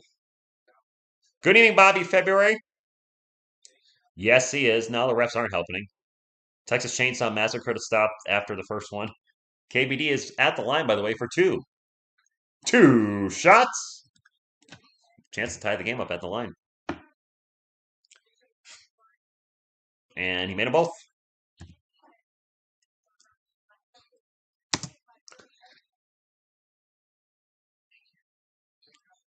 I mean, if you haven't seen it and you are a Star Wars nerd, check out the Jar Jar is a Sith Lord videos from like 5, 10 years ago. And he makes some valid points that make you think he actually could be a user of the Force, but the dark side of the Force. Jabari Smith. Jabari Smith Jr. in the paint with the jumper. Good. 64-62. Wow. Proto with a little push jumper of his own. Good. 64 all. Ugh, I hate the winter in New England. Oh well. Kevin Porter Jr. drives, throws it up, gets blocked by Blockup, I think. Romeo Langford to bring up the loose ball at the court. And Langford will take off, get to the post, and then we'll just proceed to fall down. And gets it out to Jakob Pertl. Back to Demisel. Vassell will turn the ball over. Wow, we are turning the ball over at a very high clip tonight. And it's everybody. Jabari Smith Jr. misses the shot in the paint. Wanted a foul, not going to get it. Spurs ball. A little over 10 minutes to go. Game tied at 64. Vassell standing on the Toyota Center logo. Now gets a pick and roll with Jakob. To the paint. Pull up jumper. No good. Rockets ball.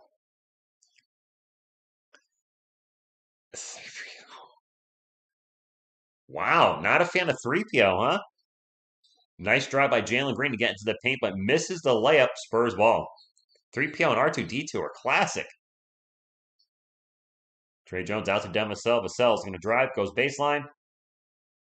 Gets it off to Jakob. Jakob back to Roman Langford, over to Trey Jones. Jones thinks about three, pulls it down, drives, and gets the layup. Spurs retake the lead, 66-64. 9.5 minutes to go in the third quarter. What time was it? 9:30? So that's been a fairly good paced game, I think. Yeah.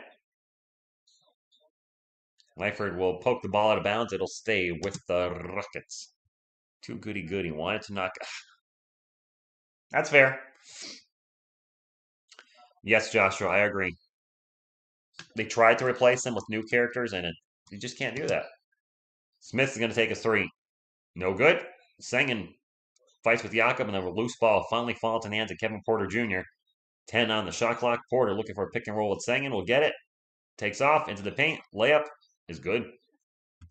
I mean, that's if anybody watched the Transformers movie from the 80s where they killed all their characters. Wow, Trey Jones sprints up the court after the bucket and goes coast to coast, and it's going to be a timeout by Houston as Trey Jones starting off the second half making some buckets, and the Spurs are up 68-66. Now, the Transformers movie, when they like killed every character that the kids loved, to introduce new toys, and that movie bombed because of that. Spoiler alert, they killed Optimus Prime. Whatever, it's almost 40 years old. If you haven't seen it now, you're not going to see it. But killing off Optimus Prime and every other character you care about to bring in some knuckleheads you've never heard of. After 25 minutes, I believe, into the movie, what the hell were they thinking back then? It's a terrible, terrible, terrible, terrible, terrible movie. I've seen it once, and that's enough. Optimus Prime for the Autobots and on the Decepticons. I was a plane guy, but not that plane. I was actually a Thundercracker guy. Um, not one of the more well-known Transformers, and not in any of the recent movies, as far as I know. Thundercracker was my guy. Although I always thought it was funny when watching the Transformers cartoons. For whatever reason, sometimes there would be two star screams on screen, two Thundercrackers or two Skywarps. They were always messing up the coloring of the planes. Optimus Prime, no. You're not an Optimus Prime fan? He was like the guy. Autobots, transform and roll forward. Were you a Bumblebee girl?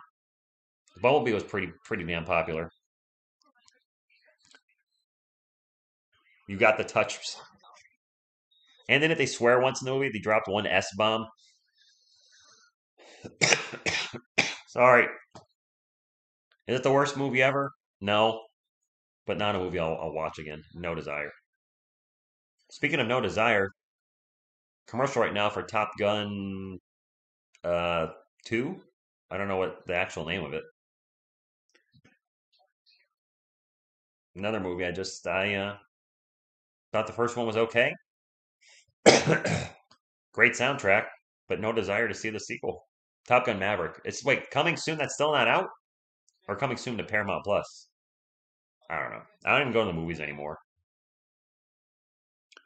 Bumblebee is your guy. There it is. Top Gun 2 was such BS. Wow. All right, no love for Top Gun 2. Haven't seen it. Not going to see it. I'm also one of those people that if you're making a sequel 25, 30, almost 40 years later, I don't care. That's way too much time. It's not like it was, let's say, Terminator 1 and 2, where I had to wait 7 years. That was like the right time frame because I wanted a sequel so bad. But decades, century, millennium later, shut the front door on that. Rockets ball. Sengen going to drive on Pirtle, and he gets fouled. Looked like he may have flopped a little bit, but he got the call either way. Bullet Train? I haven't seen that, but I've heard good things. And LGS loves Top Gun Maverick.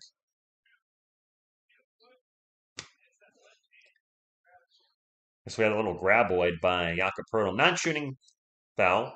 Still Rockets ball, down by 2, 68-66, 8.5 minutes to go in the third quarter. And Jalen Green's going to drive and miss the shot. May have been partially blocked by Jakob. KBD will bring it up the court. KBD wearing some funky Cole Medina pink shoes right now for San Antonio. Demisel with ball now drives into the paint, misses the layup, and the offensive board. Pearl cannot hold on to the offensive board. Sengen will pull off the defensive rebound, grab the rebound. It is Rockets ball. For those of you just coming in, it is empty at the Toyota Center. Like, it is empty. Sengen in the paint, off the Porter dish, jumper in the paint, good. Spurs wanted to travel, not going to get it. Game is tied, 68-0. Shut the front door and close all the windows. I haven't heard that one. Aliens is a classic, Joshua. I do prefer Aliens over Alien.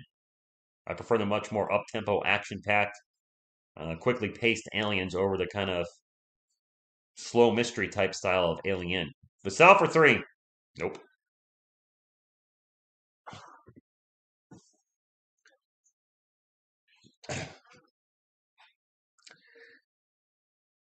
Friday 13 should have stopped at 4. It was the final chapter. But they were milking that franchise. Jakob with a big block on Jabari Smith Jr. No foul. Spurs ball tied up 7 minutes to go. Trey Jones will get it over Demisel. Thinks about a 3, pulls it down. Get it back out to Romeo Langford. He's going to take a long straightaway 3. Good. All right, Romeo. The thing is, Elias, while I do think the franchise should have stopped, I do have a soft spot for Part 6, Jason Lives, which brought us Zombie Jason.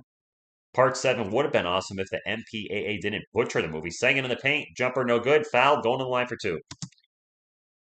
8's a disaster, 9's a mess, 10's a mess. I do find Freddy versus Jason entertaining on a totally, shut my brain off level. But yeah, they could have stopped that at 4. A Nightmare on Elm Street probably should have stopped at 3 or 4 as well. Saw should have stopped at 3 and went way too long. I'm not going to spoil that, but if you've seen the ending of Saw 3, then they should have stopped it there based on what happened on the ending. And they just kept going and going and going. First free throw is good, and the Houston Rockets have 69, the San Antonio Spurs. Well, it wasn't, they didn't find another chapter. It was a new beginning. And then Jason Lives. Then the new blood. What's up, SOF Jules? Thank you for stopping in. Bill Paxton, Michael B. and Lance Henriksen are magic.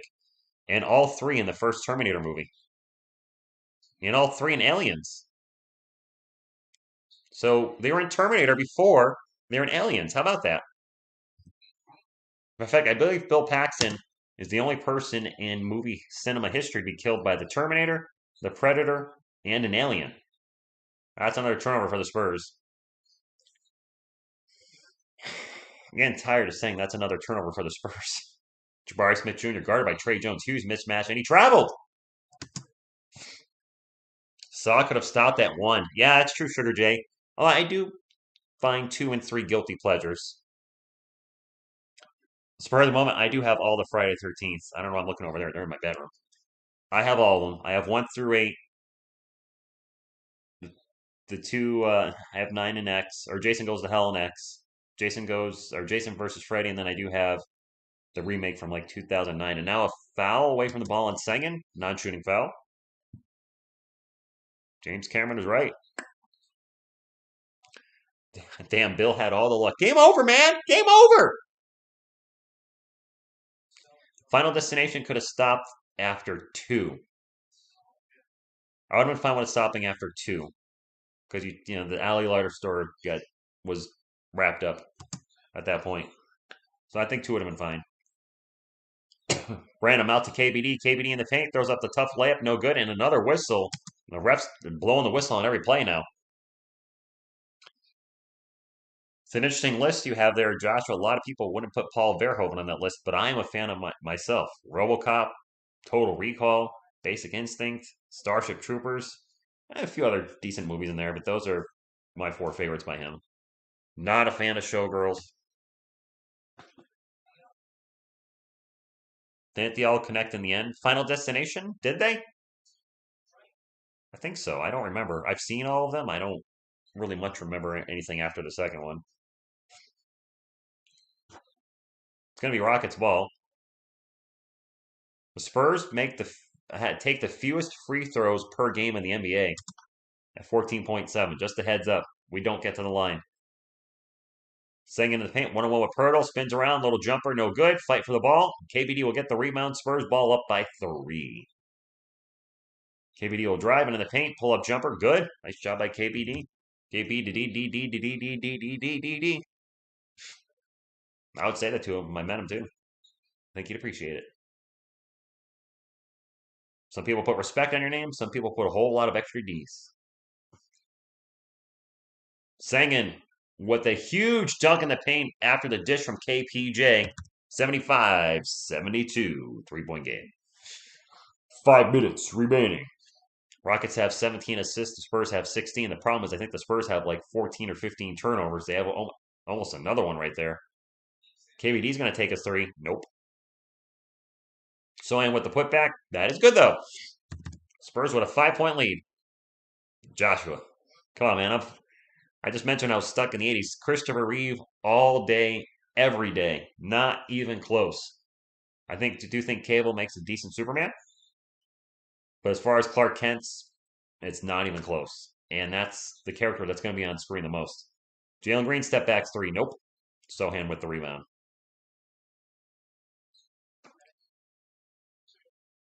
KBD out to Malachi Brandon. Brandon back to KBD in the post. KBD spins around, gets into the paint. And that's a turnover. And now it's fouling Spurs.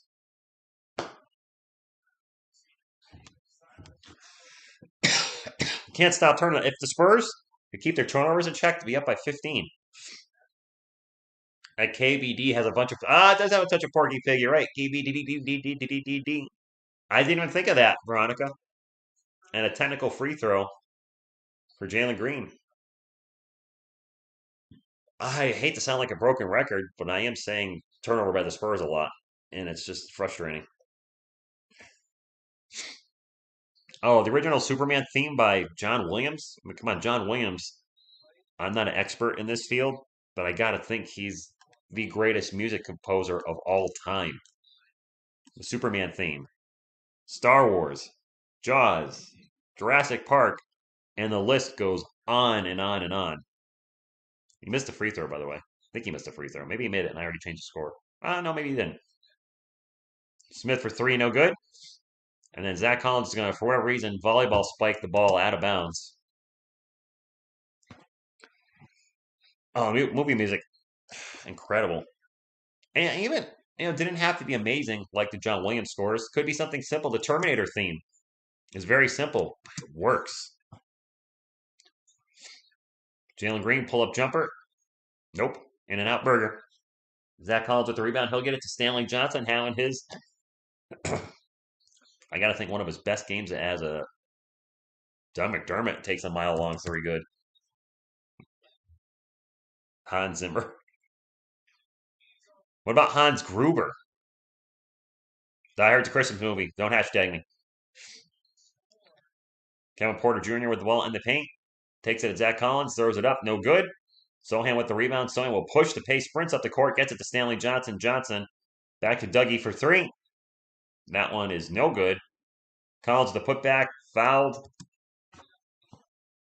Keldon's out. Sore right nut.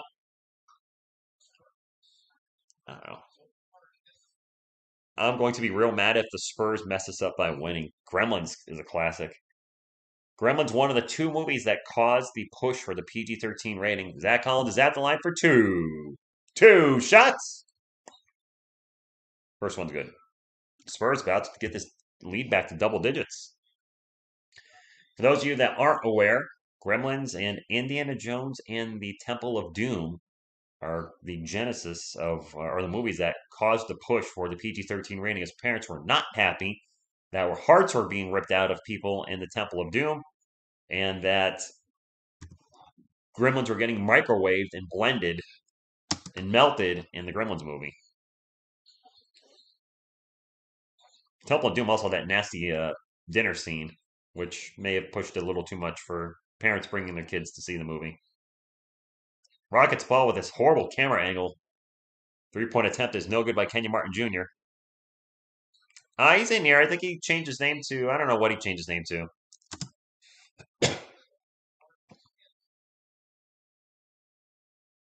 TSR, you got the touch. Microwaving Gremlins was... That, man, I remember seeing Gremlins in the theater. I loved it as a kid. I didn't think it was gross, although I think I was a little grossed out by Spike melting at the end. Spoiler for a 40-year-old movie. That, I liked Gremlins. Really changed, helped, the 80s really brought, or changed the landscape, I want to say, for horror comedy, as you had movies like Gremlins that were comedies, but gory. Return of the Living Dead, which was a pretty nasty zombie movie, but also a lot of comedy. And then you had one of the greatest comedies ever, in my opinion, that blended comedy, science fiction, and horror with Ghostbusters. Rockets, I mean, yeah, my team's not has the same record as your team, if you're a Rockets fan. They put a picture of Jeremy with green hair in the Jumbotron at the Cavs game, and now he has green hair. Is that what happened? Poltergeist didn't get me, except for maybe the scene where the guy ripped his face off. I wasn't a fan of that as a little kid. But what actually scared me was I saw Poltergeist when I was like 4. No, not Poltergeist. The Exorcist when I was 4. Should not have been watching that when I was 4 years old. No, no, no, no. Good day, Cruz. Hey, we're winning right now. I'm starting to feel a little better. I will be calling this Thursday's game between the Spurs and I think we're playing the Pelicans again. I don't remember who I was talking to. One of you guys were saying that there's no franchise players in the last few drafts. Zion Williamson's looking like a franchise player. I stand by that. If he can keep his weight under control, he will be a franchise player in New Orleans. And then I think we play Friday. I'm not calling Friday's game. You're probably going to see me call very little to no games on Friday and or Saturday nights moving forward. One, the Spurs streams are doing worse. And as a content creator, I do need to focus on doing content I like, which I do like doing these, don't get me wrong, but also stuff to help the channel, which is why I'm trying to branch out with those little NBA shorts. I know those haven't done great yet, but I've only done 3. So that's going to be a work in progress, and I like doing them. But I might stop doing the recaps. The last few videos have been really struggling to get views, and the analytics for this most recent one show that the viewers, the people that are subscribed to the channel, are just not interested anymore. And I think that's part of the team losing. So that means stopping Spurs content? No, not at all. Maybe at the start of the year, as we flip the calendar, instead of doing recaps, I'll continue to do the NBA shorts, but maybe more draft centric videos for the Spurs and the NBA in general. As that is, well, it's still, yes, quite a few many months away. It's not until June. There's generally a lot of interest in draft. Victor Wembanyama, Scoot Henderson, those type of players and videos are going to draw interest as we move forward throughout next season. Sohan's at the line for two shots, and he sucks at the free throw line. He missed the first one. Yeah, Exorcist is not good for a wee young lady. Missed them both. Jeez Louise. Come on, Jeremy.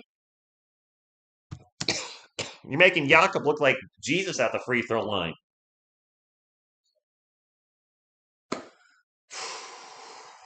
Under 3 minutes ago, Spurs are up by 10. They're in the bonus. Just hack a Jeremy. Seriously, he can't make a free throw.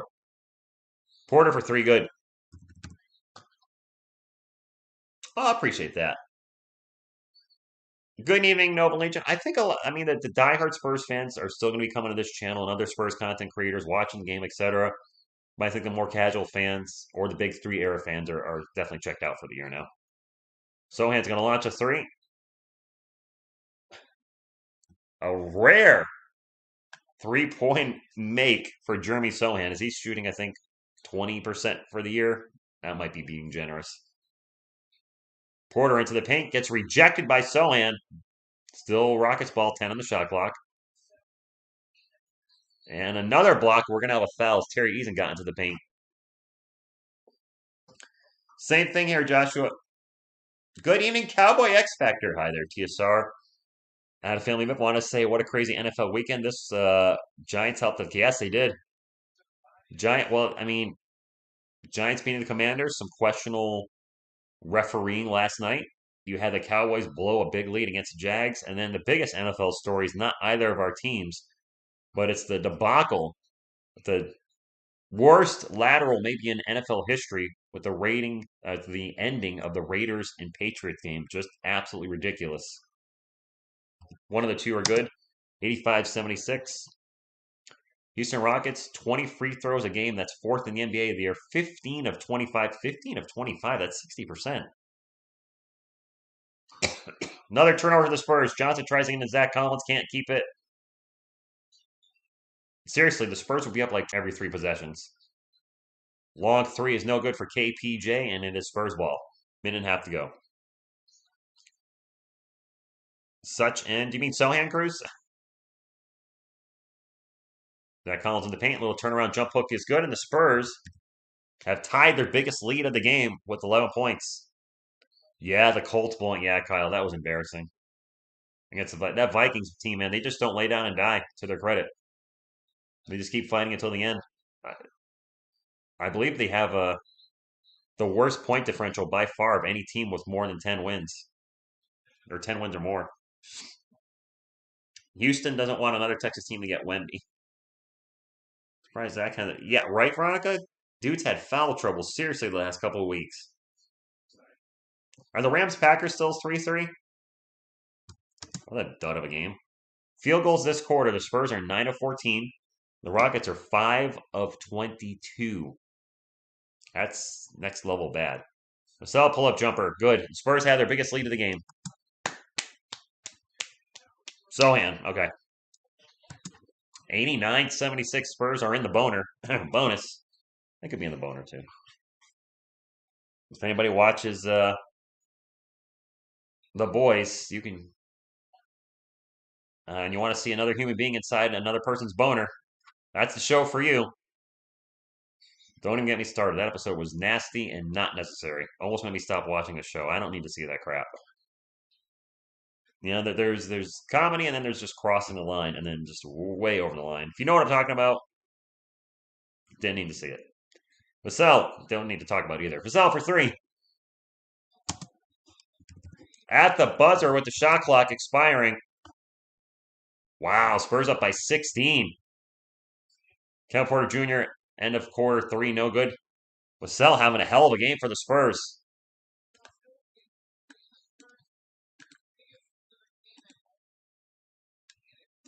16 points. Looking to turn this into a blowout going into the fourth. No, it's Packers 10. Okay. I did hear Messi. Yes, I did hear that. 10-6 Rams in the third. What are you talking about? Okay, so I'm going to try to keep this G rated or PG rated, Veronica. There's a TV show called The Boys. I'm sure you've heard it on Amazon. And in the first episode, I'll try not to spoil it too much, but there's a guy that can shrink and he gets minuscule and they show him walking into the opening of a man's genitalia. Um, yeah, I think the giant PP was probably fake, but there's a whole lot of Wang in the first few minutes, and I did not want to see that. Um, I thought that was in very poor taste, and it would be the same if it was like a female, a small female walking into a female. At some point, it's like, I don't want my TV show to start becoming pornographic in nature. So I was very turned off by that episode. I stopped watching Ash versus the Evil Dead or whatever it was because of a second season episode similar where Ash just kept getting, for lack of a better term, teabagged by an undead. They kept showing his dead um, Prince Albert thing flopping on Bruce Campbell's head, and I'm like, I'm good. I don't, there's a line that even I have for when it comes to entertainment. When you cross that line into something that's purely exploitive in nature, whether it's male or female, TSR out. Yes, like Ant Man. There you go. I don't think the Rockets are throwing the game. I think they're just that bad. Man, I didn't sign up for this. I do like the first Evil Dead movie, but even that movie has a scene in it that makes me go, not necessary. The scene with the trees, I'll leave it at that. If you've seen the movie, you know what I'm talking about. I'm all in on the gore stuff, but when the gore becomes very sexual in nature and just feels like exploitation, I'm not a fan. And that one scene in Evil Dead probably wasn't necessary. It was not necessary.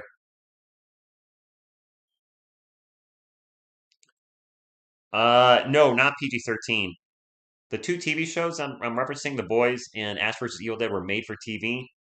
They were rated MA, so you can show a whole lot of dingaling. We can show a lot of dingaling now. The MPAA has changed a lot from the 80s when I grew up to today. You can show dingalings all day and now in R-rated movies. Sal drives baseline, gets the layup. How many points does Devin have? Is he getting close to a career high? The tree scene, yep. Doug's the leading scorer? What? Ah, it's got to be Devin, Veronica. Pull-up jumper is an air ball by Eric Gordon. Maybe I'll end this. We get to end the stream early if Doug for three. If the Spurs are up by 30 at the 5 minute mark, we're calling it early. Spurs up by 21. Wow. Both teams at the bottom of the Western Conference, but what a difference. Nah, Spurs fans, I don't want to start seeing it on my channel tomorrow. Look how good the Spurs are without Keldon Johnson. Let's not even go there. There's a three-pointer by Terry Eason. 90. The scores are inverted. 97-79. Oh, he's top three. Okay. Veronica, the biggest Doug McDermott fan I have ever known. I don't actually know you. Terry then loses the ball out of bounds. It's going to be Spurs ball. And we have a limpy McLimperson Kenyon Martin looking a little beat up right now from the feet up. Having trouble with his ankle. Mr. Z, you know what? Let's see if I can get a good one. Then sick. Go Spurs, go! We'll take it. Trey Jones down 3-point line, gets it over to Stanley Johnson. Johnson will drive into the paint. Throws up the lip. Stanley Johnson is showing us something tonight. To his credit. I think he's got 10 points now. Now a just sloppy dribbling by headband guy. It's going to go out of bounds. It's going to be Spurs ball. Terrible turnover. There it is. Thanks, Mr. Z. Commando Ninja, Jeremy Sohan. His free throw shooting is abysmal. But Stanley Johnson, I did not expect this Johnson to be this good. I really didn't. When we put Alize Johnson back to G League and signed Stanley Johnson, like I think we're going with the wrong Johnson, but this Johnson's been pretty darn solid tonight. And a solid Johnson's a good Johnson. 101-79. All right, I'm done with the innuendo. Headman guy, 101 with the Acapulco, throws it up, and the little jumper's good. Spurs up by 20 with 9:45 to go. Joshua, we have Houston's number apparently. As bad as our record is, and the same as theirs, there might be a talent differential between the two. Vassell, pull-up jumper. No good. Jabari Smith Jr. with the rebound, 101-89. Johnson's, I think, a 6'6", small forward, power forward. And Sengun in the paint gets the shot. Pop's going to call a timeout. Doesn't like what he's seeing from the Spurs. They're only up by 18. That's true, Sugar J. Pop or Jackson, who is the GOAT? I'm a little biased as a Spurs fan. That being said, you got Pop with the all-time wins record. Isn't Phil Jackson got 9 championship rings? I know you could say, well, Phil Jackson had Michael Jordan and Kobe Bryant. Sure, he did. It's not like Pop had slouches. Pop had Tim Duncan his entire career, plus Tony Parker and Manu Ginobili, who are going to be Hall of Famers someday. Well, one is a Hall of Famer. The other one probably will be. And he also had Kawhi Leonard for part of that, a 2-time Defensive Player in the Year. So Pop has had some ridiculously high level talent. Not to mention, although he was aging, a Hall of Famer David Robinson.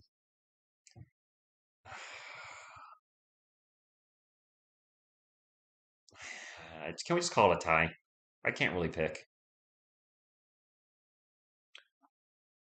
Guy was wide open. Nice. Is it 11 rings? Does he have 11? That's right. He's got 5. That's right. The Shaq and Kobe era. I was thinking just Kobe without Shaq. He's got 11. Damn. Horry has 7 rings, and Robert Horry is one of the greatest of all time. But I see your point. You can't go by rings only, because if that's the case, Robert Horry would be in GOAT debates, and he is not whatsoever.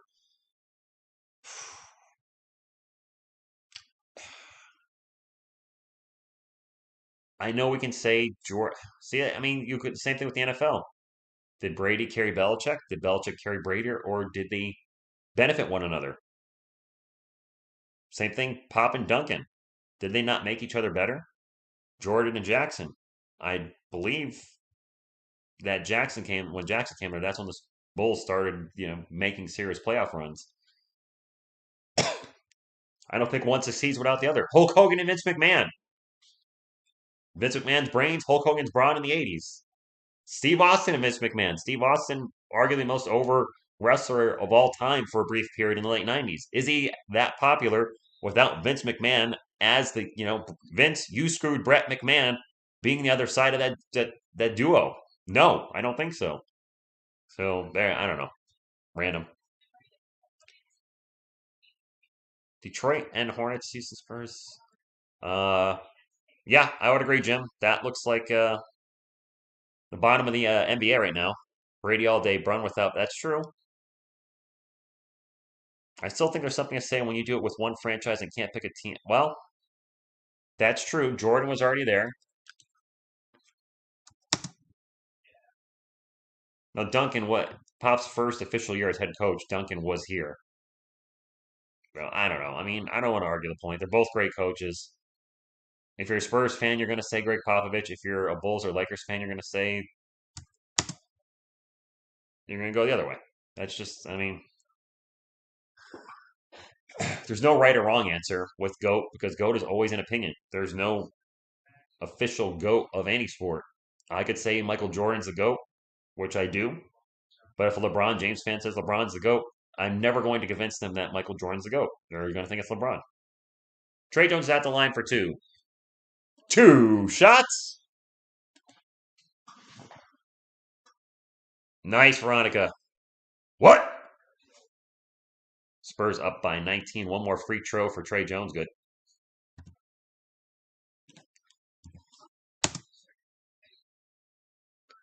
Trey Jones 13, 6, and 5. Decent night except for some not very good shooting.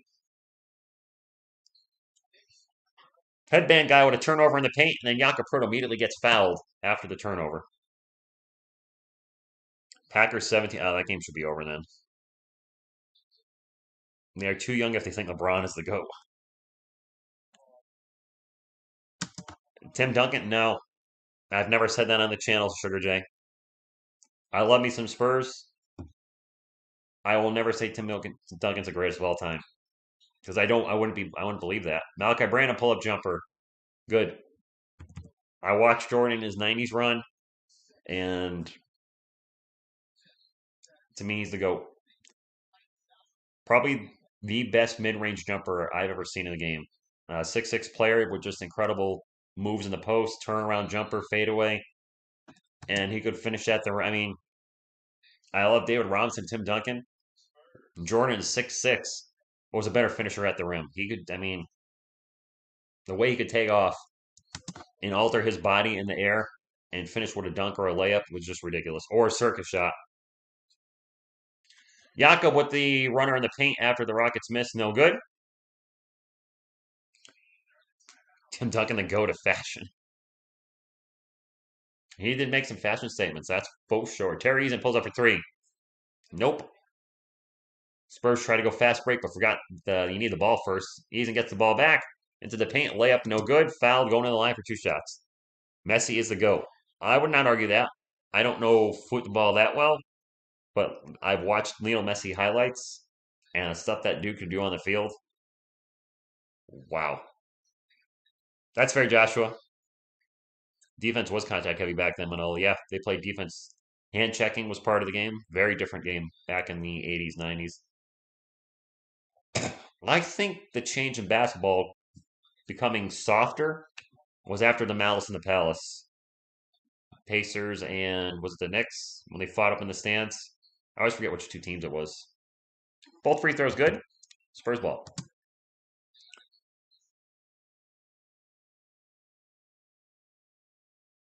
KBD misses at the rim. And it is Rockets ball.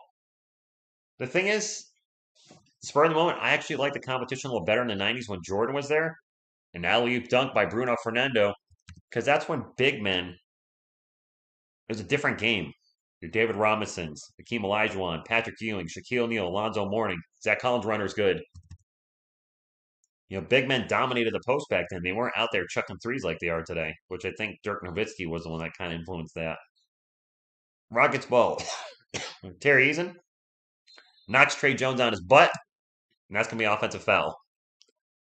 No, John, I disagree. I went to San Antonio 2 weeks ago. There are some beautiful women in San Antonio.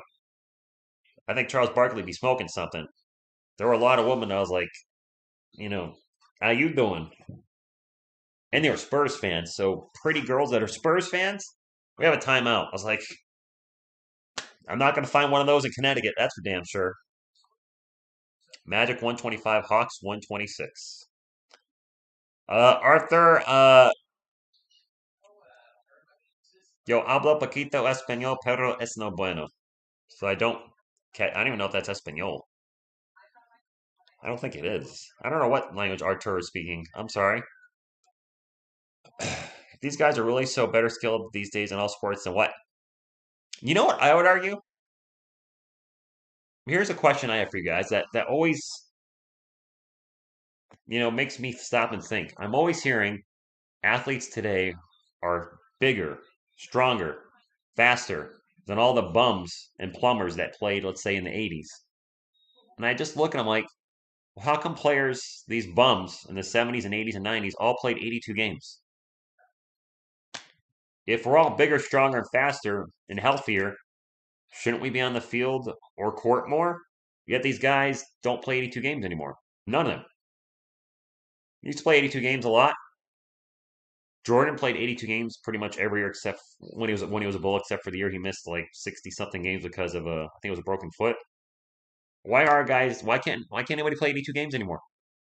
Everybody plays like 70, 72, 75. Everybody's taking a day off here and there, but they're better athletes. And if your argument is they're better, because they're bigger, faster, stronger, they're more likely to get injured, then that doesn't jive with me. Well, nice, Mister. Is it Portuguese? I mean, players used to play through injuries all the time too. That's not a thing anymore. Kawhi Leonard, hello. And as long as I love Pop, he was the one that kind of started the load management. Not necessarily with Kawhi, but with Tim Duncan as he was getting older. I don't know if it was all the big three he was load managing. Maybe it was, or maybe not Tony, but Manu and Tim. Hmm. Welcome from Brazil, Arthur. I don't know any Portuguese though. I know it's similar to Spanish, but I mean, I got nothing. You guys found cooking with like players not playing 82 games anymore? Just, I mean, we always say that Jordan, like LeBron's much more durable than Michael Jordan. That's something I hear a lot in the GOAT debate. He has played longer. I can't take that away from LeBron, but LeBron James, in 800 years in the NBA, has played 82 games once in his entire career. Just once. His entire career, LeBron James has played 82 games once. And that was in 2017-18 at the age of 33. Michael Jordan has played 82 games. 1, 2, 3, 4, 5, 6, 7, 8. 8 times as a Bull. In his final year, at the age of 39, he played 82 games with the Wizards.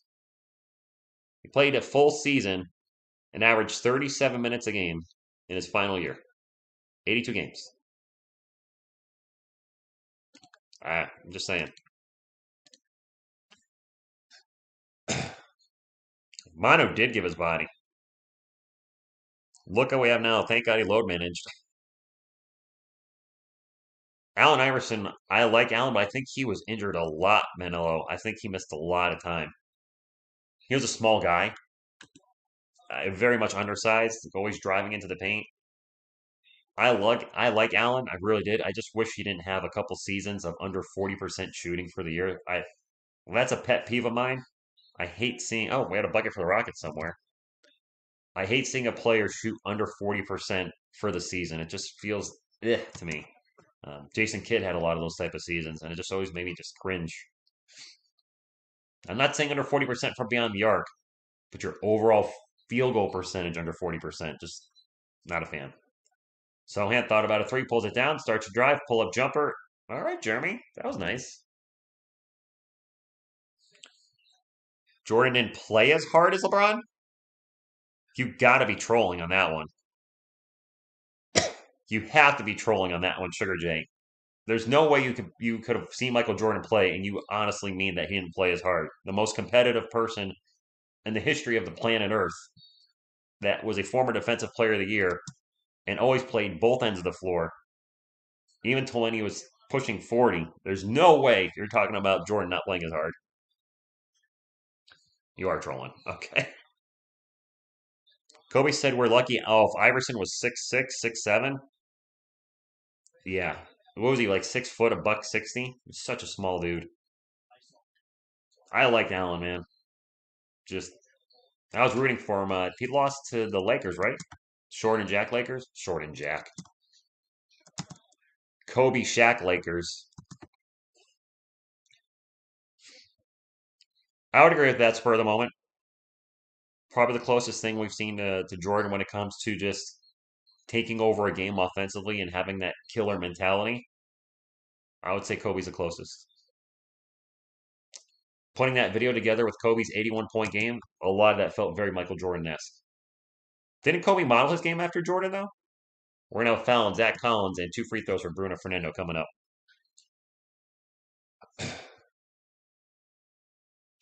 Michael Jordan dictates things personally.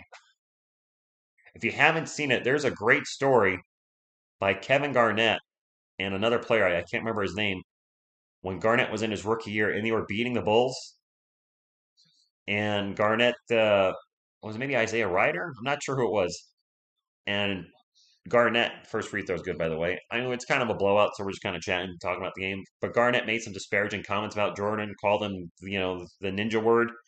And Jordan didn't like that and then went absolutely off in the third quarter, and the Bulls ended up winning. It's a hilarious story. But the generally consensus you see from NBA players that play with him is you do not talk trash to Michael Jordan. Brandon for 3. I could see Reggie Miller doing it. Probably one of the few that. No, I think even Miller said he didn't. He did it once and never did it again. You just didn't do it. Bruno in the paint misses the jumper. KBD with the rebound. Spurs up by 19 with 5.5 minutes to go. The 90 Spurs beat Jordan's Bulls. Brandon for 3. Oh, good. It's tough because it's different eras. Like people like to mention the Juggernaut Warriors, Durant, Thompson, and Curry versus the Bulls, but they're 2 different eras. They're completely different. And I don't know how that would have played out because the Bulls weren't shooting threes.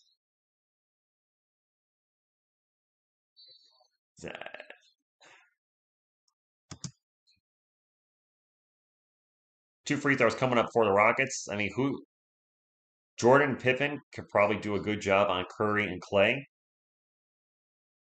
Rodman was the defensive player there, so I mean, it would be defense versus offense. You'd have the classic strong defensive team versus a strong offensive team, and which one wins? The old saying is defense wins games. I just don't know what happened now, and I truly don't. Try not to be biased one way or the other. Jalen Green's at the line for 2. He makes the first one. I don't know who wins versus that Bulls dynasty versus the Warriors dynasty. The biggest weakness the Bulls have is their starting center. I don't remember who it was back then. Both free throws good. 5 minutes to go. Garnett had 12 and Michael had 40. You know the one I'm talking about, Mr. Z, huh? No, I wouldn't. Dude, Edgar, no Lakers fan is calling LeBron James one of the greatest Lakers of all time. But sell for 3. With all due respect, you want to put LeBron as the greatest Cleveland Cavalier of all time? I'm not going to argue with that at all.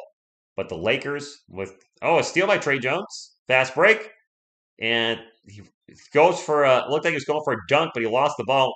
But Jeremy Sohan on the follow with the thunder dunk of justice. 25-point lead for our Spurs.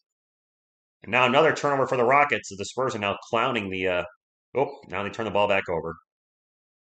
Kevin Porter Jr. with a huge tomahawk slam dunk as he clowns the Spurs now. 14 Spurs versus Jordan's Bulls. Yes. Nobody stopping Tim Duncan. Probably nobody stopping Michael Jordan. It's just Brandon for 3 down the other end. Malachi Brandon with a tough first half with turnover after turnover, but he's definitely turned it around. All right. 26-point lead as the Spurs, barring a crazy ending, are going to win this game. I love doing comparisons, by the way, in the NBA. Jordan versus LeBron, Jordan's dynasty versus the Warriors dynasty, but it's different eras. And that's why we just can't. You could say, well, the Warriors shoot the 3, so they automatically win. But are we playing today's defense or defense back then? Can the Bulls hand check? Would today's players be able to adapt to a different style? Would yesterday's players be able to adapt to no defense? I don't know. Oh yeah, Elias. It's definitely the day of the super team. It's changed. Bellinelli versus McDormand.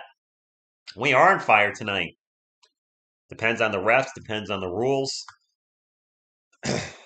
I think the Dynasty Warriors versus Dynasty Bulls would be a great series. I think that goes to 7. The Drew Show. So Ahmad or you ban me later. Wait, what? Thank you for the super chat, but I'm not. So Ahmad or you ban me later days. Later date. I'm not getting it. I'm honestly not getting it. But thank you for supporting the channel. Calvin, the Spurs are better than the That's my video. They're better than the record. I've been saying that. They've had a different starting lineup every other night. That's a runner of the paint, and we are in garbage time as Ty Washington Jr. scores for the Rockets, but the subs are in for the Rockets. The Spurs still have some of their starters out there. They probably won't be. Brandon pull up. Wow, Malachi Branham all of a sudden finding his rhythm in the second half. Jordan's Bulls versus Curry's Warriors. I think it comes down to 7, which Jordan has never had a 7-game. And you know what? Say what you about the Warriors. Me and the Goats. The 73-9 Warriors didn't even win a championship. Oh, Boban, what a bucket. Boban's in the game. Boban. Well, man. Branham. Feeling it right now. Out to Zach Collins. Back to, Zach Collins turns the ball over. Another turnover for the Spurs. Headband guy into the paint. Throws up the layup. No good. Stanley Johnson with the rebound. Spurs pushing it back the other way. I think the Bulls take it in 7. The only reason I'm saying that is I've seen the Warriors choke in the NBA Finals. They choked against, they choked against the Heat. They did. They were up 3-1 and they choked. In the finals, I never saw Jordan's Bulls choke. They went 6-0. And if I'm, putting my money on one player with a game on the line at the end, it's going to be Michael Jordan. So I say Bulls in 7. But I think it would be an absolutely fantastic series. We'll never see it, clearly. Rodman would get Draymond ejected. That would be a hell of a battle. Dennis Rodman versus Draymond Green. Draymond the better offensive player. Rodman had really no offensive game, but defensively, I mean, heck, Rodman shut down Shaq in a playoff game. That is impressive. When Rodman's 6'8", 240 ish. I don't know. I don't know what he weighs, and Shaq was a tank. Thank you, Austin. It's been tough. I have been curtailing the Academy, not the. Oh, did I say wrong? Team Commander? I've been cutting back on the Spurs content just a little bit. I haven't been streaming on the weekend.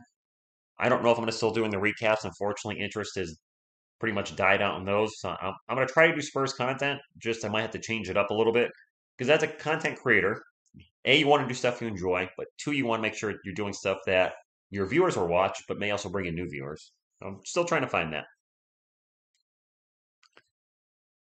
Now, Headman guy's got some cardio, Veronica. That's another bucket for the Spurs. Didn't see who shot that.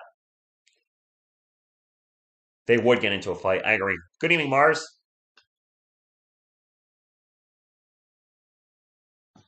I guess my question would be for those that are still thinking about it. I don't think either team's shutting the other team down per se, but I do think Pippen and Jordan could do a pretty damn good job on Curry and Thompson. Tie for 3. Who's defending Jordan on that Warriors roster? Going to be Draymond? Isaiah Roby for 3, no good. I've said that a lot this year. Jordan's Bulls versus the 85 Bears. 3 Beards, which sport are they playing? Because it's a football game, it's the 85 Bears all day. If it's a basketball game, it's the Bulls. Headband guy with the ball for the Blazers to get the ball around. Washington for 3. Air ball. And the ball's going to go out of bounds. Or there's an offensive foul, maybe. Either way, it's Spurs ball, and they're going to win the game. Yes, they did, Mr. Z. They absolutely did choke that series. Wasn't that? And then they got Kevin Durant the next year.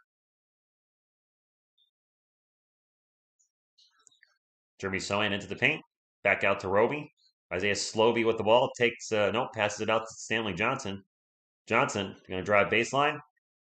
Pull-up jumper. Rim, no good. I don't think they would Spur in the moment. Yeah, Edgar, that was a great ending.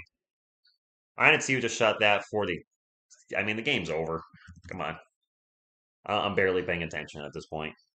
I'm happy the Spurs are winning. Sohan's open for three. No, he stepped on the line. Yeah, it wasn't good anyway. Doesn't matter. Branham is cleaning up garbage time. Now let's see him do that when it counts because he was terrible in the first half with 4 turnovers.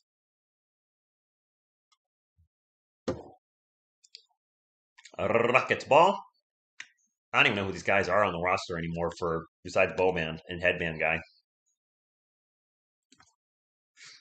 Driving in the paint. The layup by that dude is good for the Rockets. Oh, it's Ty Washington. Okay. Carlos, ¿cómo está, mi hombre? Yeah, a little bit late. Brandon for 3, no good. And the Rockets with the ball. Multiple bodies go down. Headband guy for 3, no good. Brandon with the rebound, and that's the game. Hopefully everybody's okay. Yep. All right, Spurs get a win. 19 points against their Texas rival.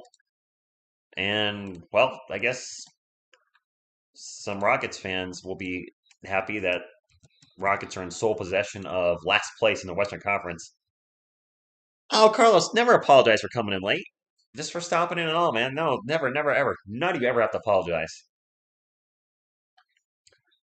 People not happy with. Yeah, there's going to be Spurs fans that aren't happy with the win. Hey, can we get to 100 thumbs up before y'all leave? That'd be pretty cool. Looks like that. Anyway, let's get some end of game stats, and then I got to jump on my Xbox and get video gaming with my buddy Bry. I have thought about bringing TSR Gaming back. I've got like 20 shorts I've captured, and there's just some funny, ridiculous stuff in there. Some of it a little dirty from Road Company, which has some very sexualized stuff in it. And I might just do a TSR Gaming Shorts because I have them all on my OneDrive anyway. I would not put them on here. And they would not come on this channel. All right, let's talk about the Rockets first. Jabari Smith Jr. with 9. Alperen Sengun with 22. 8 of 10 from the floor. He had a fine game. Eric Gordon with 5. Kevin Porter Jr. with 15. Rough night for Jalen Green. 3 of 12 from the field. 13 points. Off the bench, Fernando with 7. Garuba with 0. Martin Jr. with 8. Eason with 11. Boban with 2. Headband guy with 4. Knicks did have 9 assists, by the way, off the bench and 3 steals. And Ty Washington with 9 points in garbage time in 4 minutes. Impressive. Most impressive. For the San Antonio Spurs, who did have 19 turnovers on the game. That's way too many for my liking. KBDDDDD with 9 points. Ali was only 2 of 7 from the field. Jakob Poeltl with 8. Jakob with only 8 points and 5 boards. Huh. Trey Jones, he had 13 and 8 assists. Devin Vassell with 26 points to lead the San Antonio Spurs. 5 of 8 from beyond the arc. Romeo Langford with 6. Off the bench, Isaiah Roby with 0. Isaiah Roby's stat line for tonight in 3 minutes. 0 for 1 from the field and a foul. Zach Collins with 10. Jeremy Sohan actually had a fine game. 12, 7, and 2 off the bench in 23 minutes. Doug McDermott with 16 to lead all bench scorers for the Spurs. Stanley Johnson with a fantastic game. 10, 3, and 3 in 19 minutes. Maybe he'll find a niche on the Spurs roster. Charles Bassey with 3. And Malachi Branham, after a terrible first half where he had 4 turnovers and 3 fouls, he finished with 14 points on 6 of 8 shooting plus 2 steals. You take the turnovers away, that was one of Malachi Branham's best games as a San Antonio Spur. So, nice to see him finally starting to be willing to take the shot and, more importantly, make the shot. Oh. Most impressive. Didn't Darth Vader say impressive, most impressive, and Empire Strikes Back? Did Palpatine also say most impressive? I don't know. All right, guys, that's it. I'll be back on Thursday for the Pelicans, who we have struggled against quite a bit this year. And then we play somebody on Friday. I think the Magic. I will not be live for that game. So that's all I got. I'm going to wrap it up. Not going to yell, though, because my voice is still shot. So we'll just do this nice and casual. Until next time, what you going to do when TSR Sports runs wild on you? Go Spurs, go!